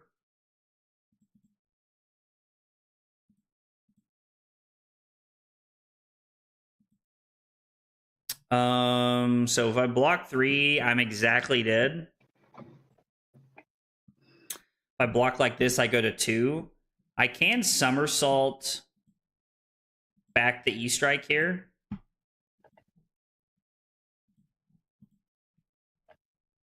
I think this is okay. We drew the Flicker Wisp a little too late here, but I think it's okay. Arc Lightning for an Arcane here. Excited for World's first day in CC. Probably won't watch day 2 draft. I mean, yeah, I'm not a big fan of watching draft, to be honest. It's really just like a very basic version of Flesh and Blood, which is a very high skill intensive format, but I don't enjoy watching it very much. If I'm just being very blunt, very candid. Drawing that is wildly interesting. Not really plausible at this point, but interesting to say the least. Crack Ether, Iron Weave, dealing arcane damage to Nick. It turns a 0 for 3 into a 0 for 4. I would do it. What would you have done, Annabelle? I'm sorry. I missed what you were talking about. Okay. So...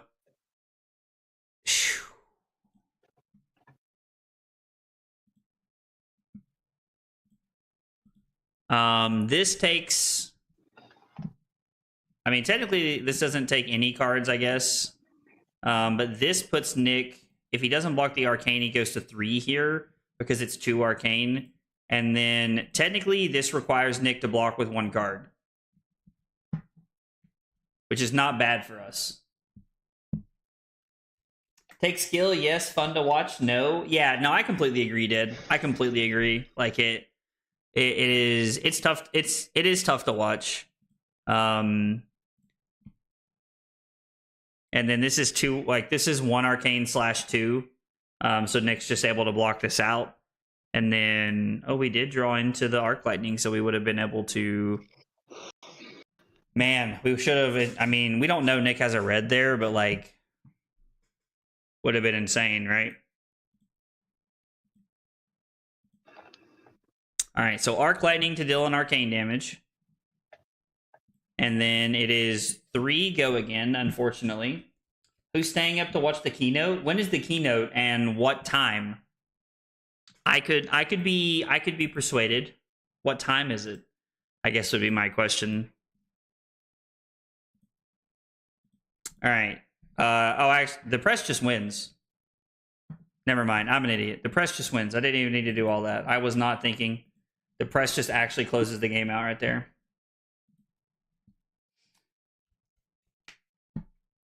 Oh yeah. You turn the lightning press into a 3 from a 3 to a 4. I think it makes sense, right, to be able to do that as well. I do agree with that sentiment, like that idea.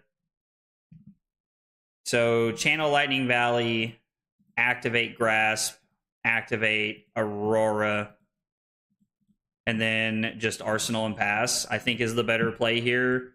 We're just trying to set ourselves up for an explosive turn.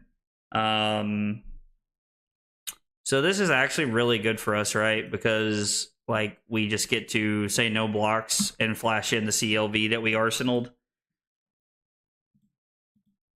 That is a very, very powerful way to start this off. We're going to reveal Gone in a Flash. It's going to be 1 Rune Chant, and then it's going to be 1 Arcane and 4 Physical here. 3:30 PST Thursday morning, trying to find people to watch it with, brother. At 3:30 in the morning, yeah, that's we're pushing my limitations of like being awake at that point in time. Oh yeah, we're like really pushing my limits of what we're doing there. Let's see what Fleshbag takes. Second Strike. It's definitely one of the cards I wanted to keep around, but I think it's okay. So we need to pitch 1 lightning card here. So we can go 2. No, I haven't played a lightning card yet. Oh, okay, I thought I did. Definitely something I would have checked on playing IRL. Did I need to? I'm sorry, Nick. I'm all over the place right now. No, you're good. So this is 3 go again. I'm going to somersault this back because it lines up to be played with what we want here. And then we're going to pitch the Gone in a Flash to come in for 2 go again here. And then since we know what we're going to be able to arsenal, we're just going to come in for 7, just trying to push as much as we can. Just a very good start to the game. We were just able to push a lot of damage. We got 2 pieces of Nick's equipment to block with. Now, he probably wanted to block with a lot of that, but still it lines up well for us, I think. Just being able to draw extra cards off of the CLV is powerful. I'm waking up like 10 minutes before it starts. Dude, so are you waking up, watching it, and then going back to bed? Like, is that what you're doing, Cusco? Use my store credit for stuff that never even arrived last time? It never even arrived. Wait, what do you mean? Like, you bought stuff from, like, LSS and, like, you never got stuff? Because, I mean, you could reach out to them about something like that. Like, they would definitely take care of you if that was the case. We're just going to take 6.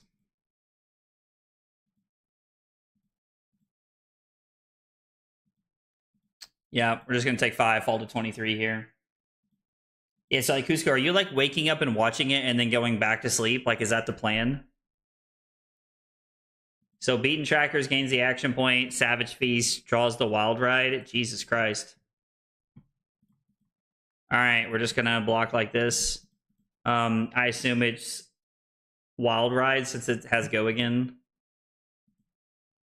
Bear Fang and into the Mighty Windup. We go to 14, and then he can throw the Savage Sash at me. Or I'm sorry, not the Savage Sash. That's the chess piece. The Savage Feast or whatever. Because you have to have a card to discard here, and it still sets Nick up with an arsenal. Actually, he would draw 2 cards, right? Because of the Berserk. Well, potentially 2 cards. Draws the Riled Up, and we're going to go to 8. Jesus.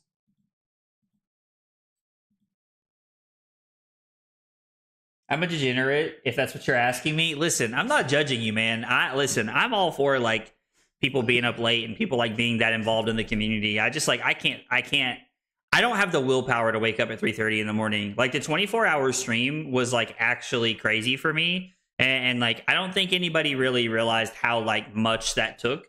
Like, I had, like, 4 monsters, like, in the time that, like, I watched that. Which, like, it was just a lot. It was just a lot. So drawing the Flicker Wisp is actually just nuts.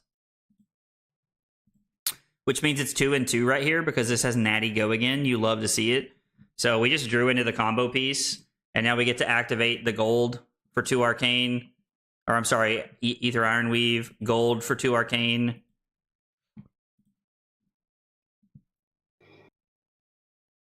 And then it's Entwined Lightning fused with the Blink for 4 physical, 2 arcane.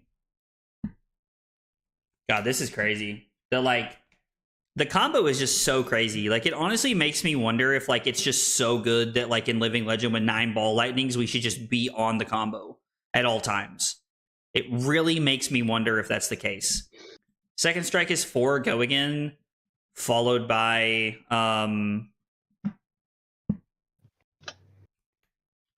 it's 4 Go again, followed into the 2 Arcane. And then we're going to go Starfall. We're going to go Grasp, Starfall.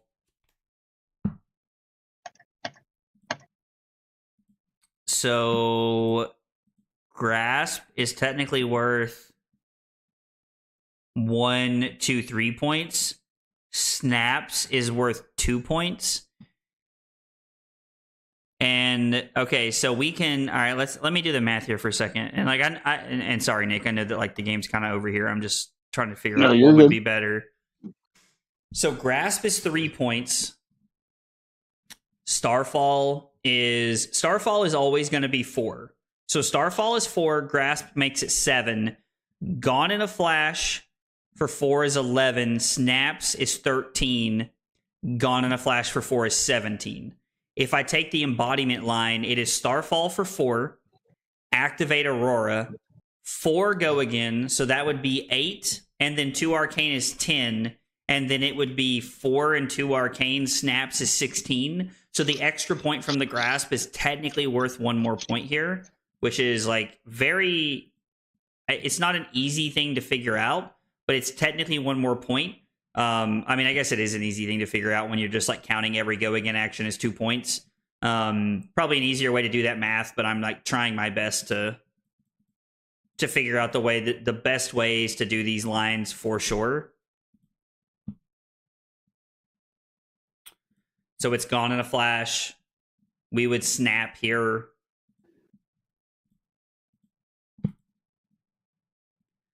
Okay, so we threatened 32 damage, and there was 6 more coming. We had 38-point combo turn right there. I don't know. I'm learning to play this game. Can you tell me what sim you were using? Yeah, so Bleezers, this is actually a website, and I can link it for you here if you'd like really quick. It's literally just talishar.net is all it is. So I'll link it in the chat for you so you'll have it. So talishar.net is like literally just the website where like I'm playing the games. It's a very easy way to play online. And the website that I use is called February. I can't remember if it's February.com or .net. Yeah, so, and the website that I use to build decks is February.net, like literally just like fab, like library, but for fab, .net. We had an AVPT of 27 that game. So combo turn's good. Oh, you've been on that one? Okay, gotcha.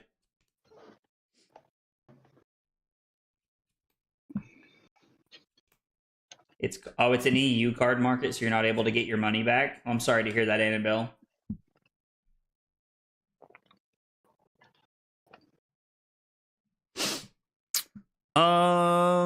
So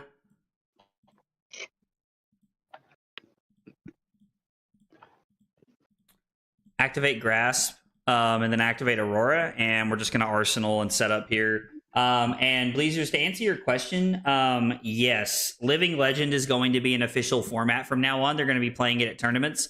There's a Battle Harden in the United States in Columbus coming up, where Living Legend is going to be the main event on Saturday, and there's a Calling in Chicago that's going to be the main event on. It's going to be the main event in Chicago in December. So there's a couple of big events coming up for Living Legend, and that's why we're practicing it, playing it tonight. I actually prefer to play CC if I'm being entirely honest with you guys. I think CC is like more fun, and I enjoy the format more. Okay, so there's a Blood Rush on top of Nick's deck.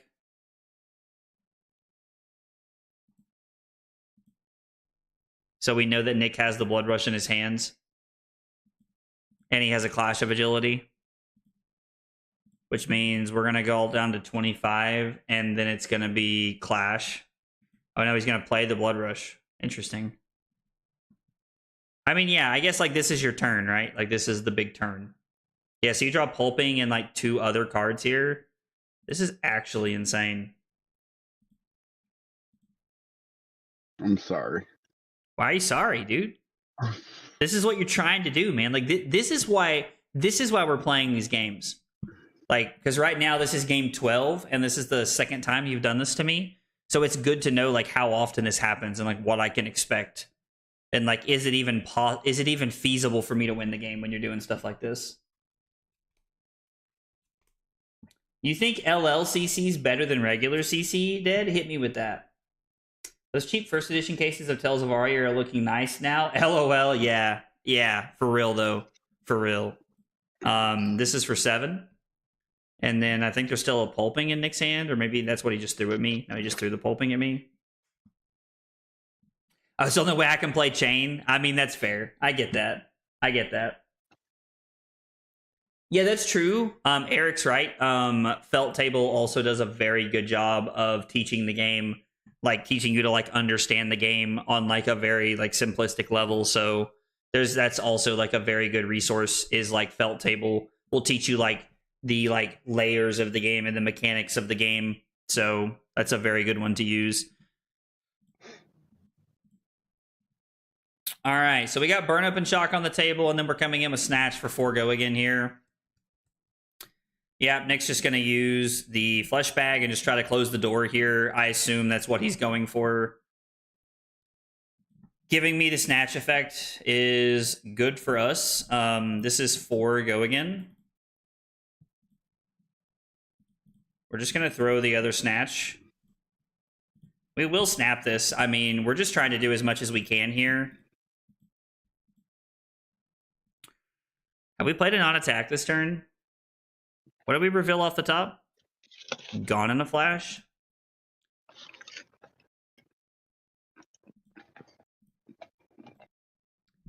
Is Ether Iron Weave and Gone in a Flash worth...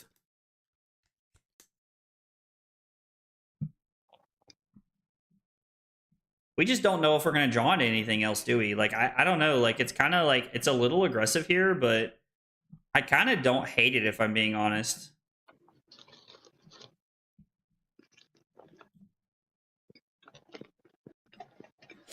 So it's 2 go again. Were you at 40 when this started? Yeah, 39, I think. 39? Jesus. Popping off on the main stage, boys. All right, so we're going to go back and look at this turn later. That was turn 2. Was my turn 2. We drew the Arc Lightning. Sag, you hate to see it. You hate to see it. I'm going to the 5th anniversary event in a couple days, but I'm afraid to play. I just want to go see if I get any of those 5th anniversary packs. So if you're talking about like at Worlds, like I think that you can pick them up just for being there. But if you're talking about like at your local store, then I don't think you can get 5th anniversary packs at your local store. I think they're only giving them out at Worlds. But one thing I would tell you, man, is like you should definitely play. Like people will be happy that you're there and playing and hanging out for sure.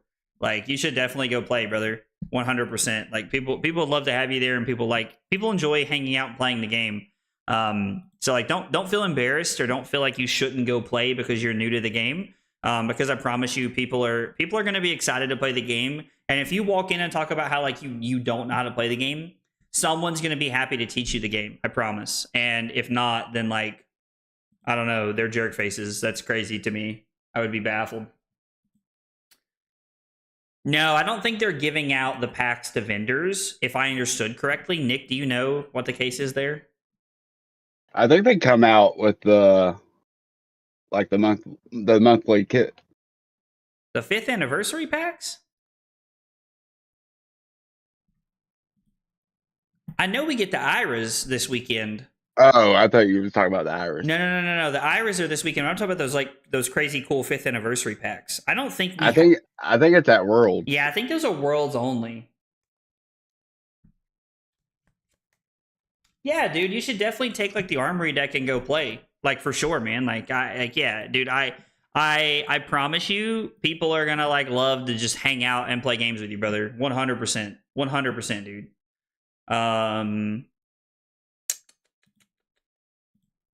Yeah, no, for sure, man. You should definitely go play, like go play and go hang out. Plus, like I don't know how interested you are in the game, and like obviously, like I want to plug my own content, right? But you know, if you are looking to like take one of the Armory decks and like make like some budget upgrades, I have videos on my YouTube channel about how you can upgrade those decks for $100 or less. And you can !YT in the chat to find my YouTube. Oh, it's a big yikaroonies, dog. It's a big yikaroonies, dog. Damn, I gotta give you everything here. Oh, real reggy. I think we lose here. I think we lose. Hey, Bleezers, let's go, man. Thank you for the follow, buddy. Appreciate you hanging out with us on Twitch tonight. By the way, guys, if you're here for the first time, whether you're on Twitch, YouTube, wherever you're at, we got 3 questions we ask everybody when you're here for the first time. What's your name? What got you into Flesh and Blood? And what are your favorite hot dog toppings? I would love to learn more about you guys if you're here and new for the first time. Tell me about yourselves. Oh, man. So if I'd waited for the Arc Lightning turn with we would have been able to push extra damage and force another card into Nick's hand, and he wouldn't have been able to throw the swing big at us. So my impatience actually cost us some points there. But I think knowing what I know about the situation, I think I made the correct play. Yeah, Sag, I can't block this. I think I made the correct play with the information that we had at the time. But like I don't. Yeah, I don't know. I just don't think that. I think what I did was correct. It would have just been better to wait. On turn 2, we threatened 28 damage. And that was with an Arc Lightning through a Flesh Bag without a Flicker Wisp. Makes me think that we're really just supposed to be on combo full time, man. I don't know. I've been making sure you have some nice memes to look at after the stream. Dude, Trent's the real MVP. You love to hear that, brother. You love to hear that, dude. Dude, it makes me so happy to look at those freaking memes after the stream, bro. Like, that's not even a joke. That is not even a joke. Like, on God, for real, as the kids say. Yeah, my siblings say shit like that to me all the time, and I'm like, what? Like, God, my mother was right. We were so obnoxious. I switched to this game because I can't stand MTG anymore. Just can't stand it. Mustard, a good dog, only needs one topping, if any. Also, no bun. Okay, my man said just kidding. I was like, listen. I try real hard not to judge people for their hot dog toppings. I was like, but no bun? I mean, I guess like if you're on a diet or something, I could see it. But yeah, no. But dude, welcome to the channel. Thanks for being here, man. We're happy to have you. Love to hear about people getting into the game, dude. I also am an MTG refugee. I come from playing Magic myself. I grinded Magic competitively for 7 years, and then got into Flesh and Blood in 2022, and it feels like the far superior game to me. If I'm just being like bluntly honest, I have enjoyed every moment of playing Flesh and Blood. It just like, I don't know, it feels like prime Magic to me, and I think that's what I enjoy the most about it, to be honest. Mayo, if it's an all beef dog. I mean, listen, dude. Like, I've never had mayonnaise on a hot dog, but you're not the first person to tell me that they put mayonnaise on a hot dog. So, like, I'm kind of here for it. If you want the truth, I'm kind of here for it. Like, low key, dude. This is a really, really weird hand. And like, also, like, the concept of this hand and how we play this turnout is also highly dependent upon what Nick does throughout the turn. AKA if he fleshbags this turn and when he does. Mustard if it's pork. I mean, listen. So I'm a big chili dog person. I like chili dogs quite a bit. I'm a big like just chili is like simple enough for me. You know what I mean? Like I'm in there like swimwear for a chili dog, bro. Like swimwear. I mean, if the rules committee bans a clearly overpowered card, they get death threats now and people sending them info about their kids and stuff. Dude, that's crazy. I did not know about the death threats. Like, I have not heard that. I have to say, I haven't heard about that, or like information about their kids. Like, that's not okay, dude. Like, that's not okay. Like, it's a game at the end of the day. I mean, I guess for some people it's like an investment. So like, I guess that's like how they view it and what's happening. But still, I still don't think that's okay. That's crazy, bro. Uh-oh. I'm in danger. Or whatever the little kid from The Simpsons says on the bus. That's what I'm thinking of. The kid that eats glue. There's a blood rush on top of Nick's deck. We're going to take 6. The bird. Bird is the word. I randomly think of that episode. It's not them, it's Wizards that made it happen. That's why Watsy stepped in, so now do the rules from now on. I don't go, everyone did not just play.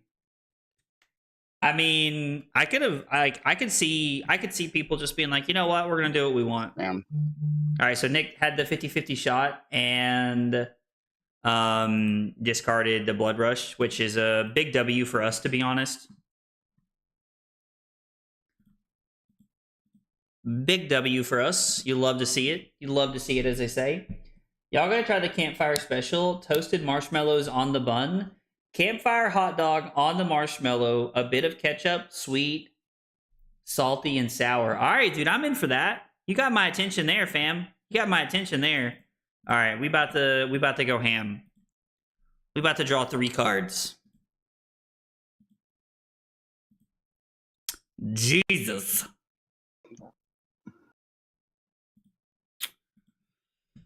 All right, so we're gonna go in Twine Lightning fused with the Ball Lightning. This is 4 go again.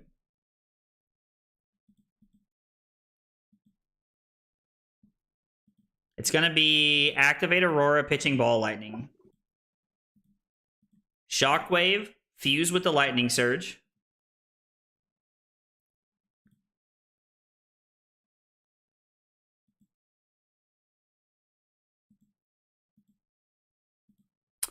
That comes across. The fact that Nick is like not doing anything is terrifying to me. We're gonna make a rune chant and we're gonna pass. We're gonna keep 2 CLVs in play and we're gonna hope that we can like put something together. All right, we're cooking with cheese a little bit here. We're cooking with some cheese. We got something going on here.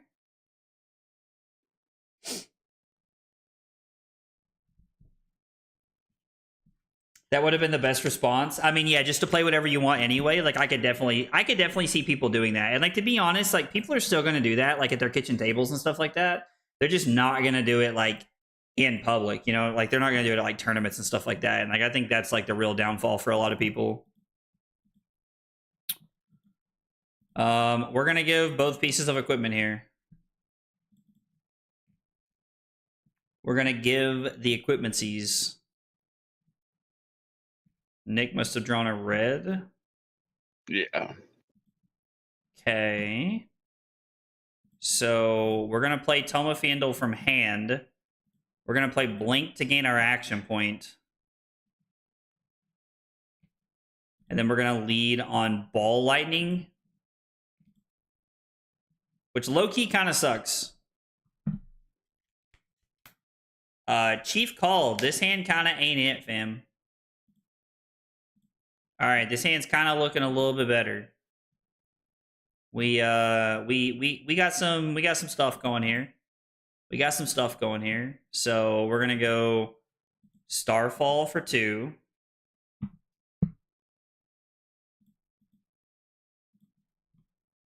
We're going to activate Aurora, throw Snatch for 4.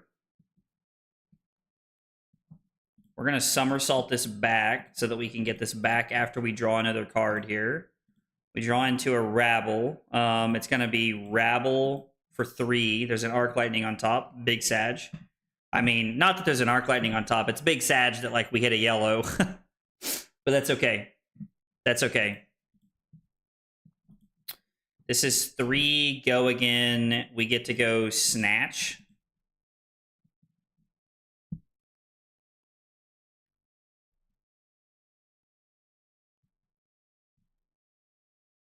This has actually been like a wildly powerful turn. Like it's kind of crazy like how good the Ball Lightning turns can be sometimes. Like just how much damage you can like enable and like turn on from the Ball Lightning doing what you want. Now the Rabble and like the weapon and stuff don't really lean into that. Oh, I guess we haven't really leaned into the Ball Lightning at all this turn actually. I just realized that. We haven't leaned into the Ball Lightning at all this turn, which is like kind of weird. Like normally the Ball Lightning, like, we're going to snap, and I think we're just going to press, because the press just, like, wins the game here if Nick doesn't have anything. Okay, so we had dealt 20 so far that turn, and then we had draw into the Arcanic Shockwave. It was going to be activate Grasp with the 2 floating, and then it was going to be Shockwave for 4 and 2 Arcane. So we had dealt 20 that turn, and we had 6 more coming in. So it's going to be a 26-point combo turn, or a 26-point turn when we actually had the ability to set up an Arc Lightning in Arsenal and prepare for next turn. Talishar added transparency to overlays. I'm not sure what you mean. I'm not exactly sure what you mean by that, Josh. Talishar's been doing a lot of updates, and I've really enjoyed what they're like doing with like the updates and stuff like that. Like, it's making stuff a lot cleaner, and I think it's easier for people to tell like what's going on. Yeah, let's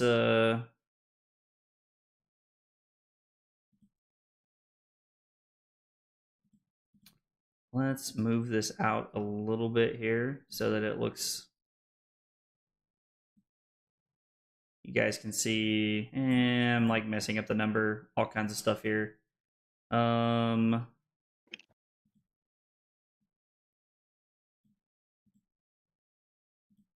I don't like the way that's sitting. We're gonna have to move this. Oh, that's the problem, because I didn't drag the box the way I was supposed to. So that's why it came up crazy like that. All right, anyway, we got it updated.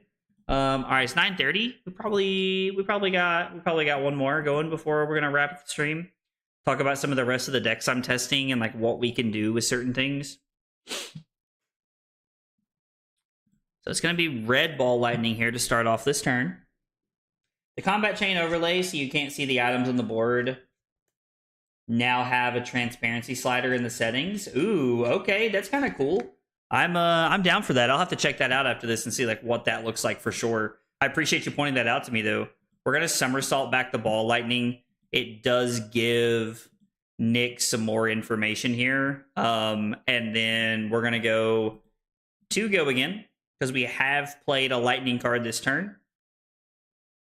We get to push a little bit of damage, force some cards into Nick's hand, which could be good. He could be looking to draw and like kind of filter a little bit here, but I think this is okay because we get to set up both a rune chant and an embodiment, and we get to Arsenal Ball Lightning here.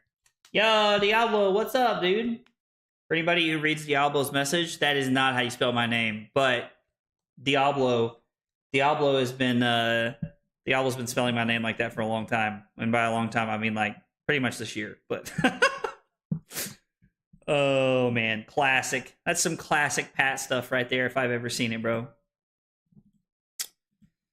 I think we're actually going to Arsenal the Arc Lightning this turn is probably going to be the play. Also kind of depends on how Nick goes throughout the turn with Flush Bag.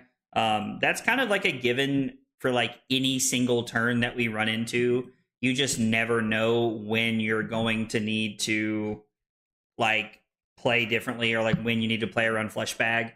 I like to play around it as much as I possibly can given the opportunity to, but some hands do not present that capability, and so we're just kind of stuck making other plays where things don't line up as well.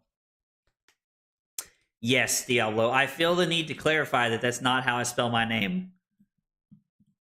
You gonna be playing Call of Duty in just a little bit, Diablo? I was like, because when I wrap up the stream, I'm probably gonna hop on and play some Call of Duty if you guys are gonna be around.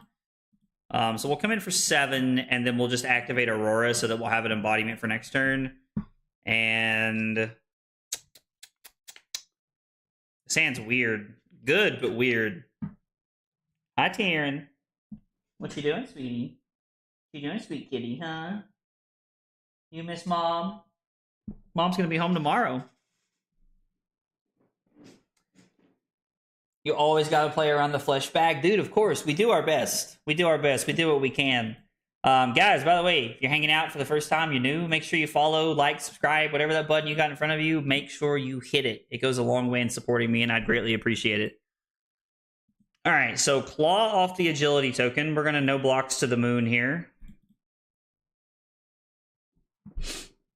And then a beast within. I think we're still going to no blocks to the moon here. To the moon!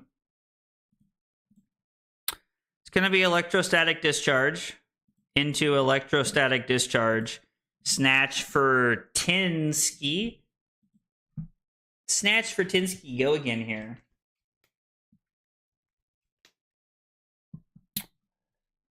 I think we'll just go ahead and activate Aurora.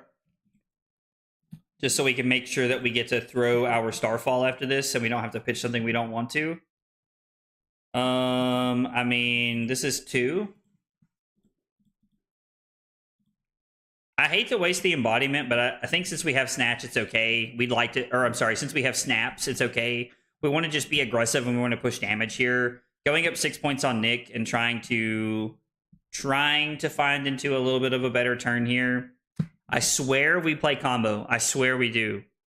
It doesn't look like it based off the way that I'm drawing, but this is also one of the problems with just playing heavy combo, is that, like, unfortunately, sometimes you're just kind of like you don't draw both pieces of it, and you're just kind of like priced into what we're doing here. But we're also playing, like, we only played 3-turn games, so like you gotta take it for what it's worth, right?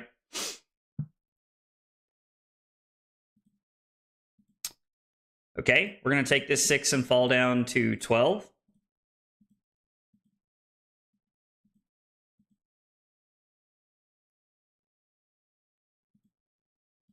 Okay, well, thankfully that does not matter here. Thankfully.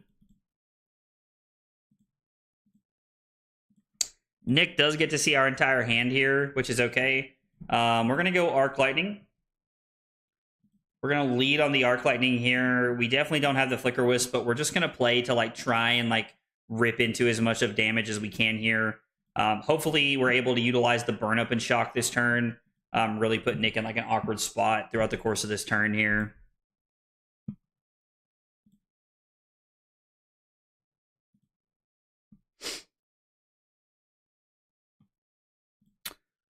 We're going to lead on Ravenous Rabble because that is the Okay, so the Entwined Lightning off the top of the deck is really good. But Ravenous Rabble is like our only like natural going-in card here, and I don't want to use snaps this early on into the turn. So I'm definitely more interested in just throwing Rabble here and not using snaps this early on. We can save it for something later or see if we even need to use snaps this turn.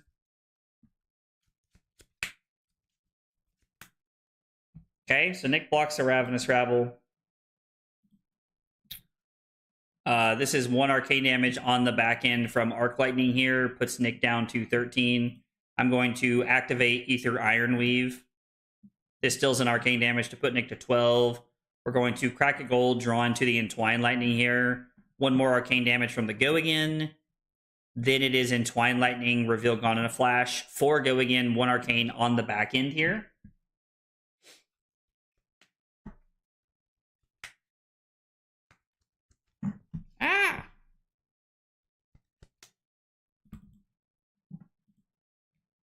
And the burn up trigger, which puts Nick all the way down to 3. Arc Lightning on the back end puts Nick down to 2, or he's forced to pitch a card here. We're probably gonna strip. I think we're gonna take every card out of Nick's hand this turn. I don't think we crossed the finish line this game, this turn right here, but we definitely are taking multiple cards out of Nick's hand here. So this is 4 and 1 arcane. Nick gives us one of his cards that does not block, which makes the most sense. Oh, Nick has 2 no blocks in his hand.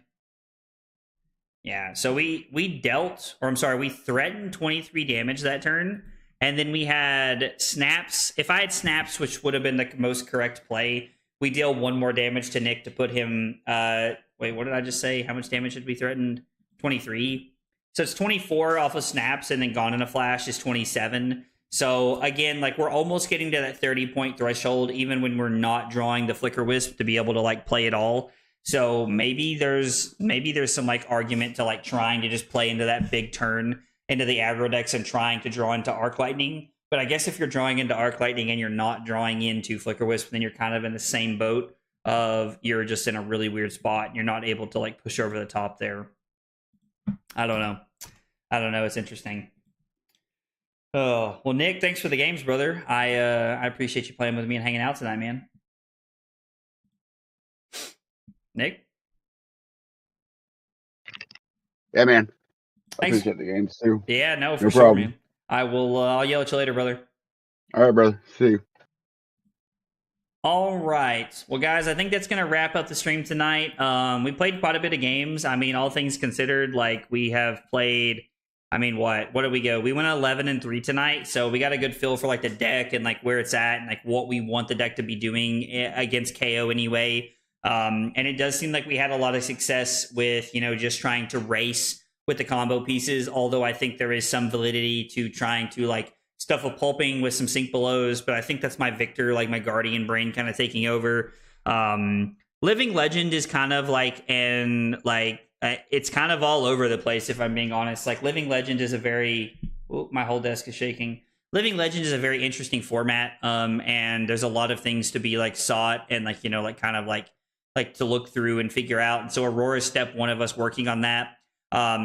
Probably every day between now and Columbus, we're going to be playing LL, honestly, looking to find what is the best deck for Battle Hardened Columbus. I would love to have a good weekend and have a good showing. I've had a pretty good ProQuest season. I mean, I've top 8'd every ProQuest I went to but 1, and I won 2 of them. So I'm on a little bit of a hot streak here, and I'd like to continue it going into Columbus, if I'm being honest. So I'm going to look to really practice and lean on the team to help make sure that we're making the best meta decision for Columbus. And coming up, we're going to be doing a lot of practicing over the next couple weeks. So, guys, thanks for hanging out tonight. I appreciate you guys being here. No stream tomorrow. Carly comes home tomorrow. I'm going to be hanging out with her. On Thursday, we're opening 5 different boxes of Flesh and Blood, and I've got a gold foil we're going to open on stream, on live. So make sure, don't miss that. We're going to be back on Thursday. Thanks for hanging out. Have a good night. I'll see you guys then. Take it easy, guys.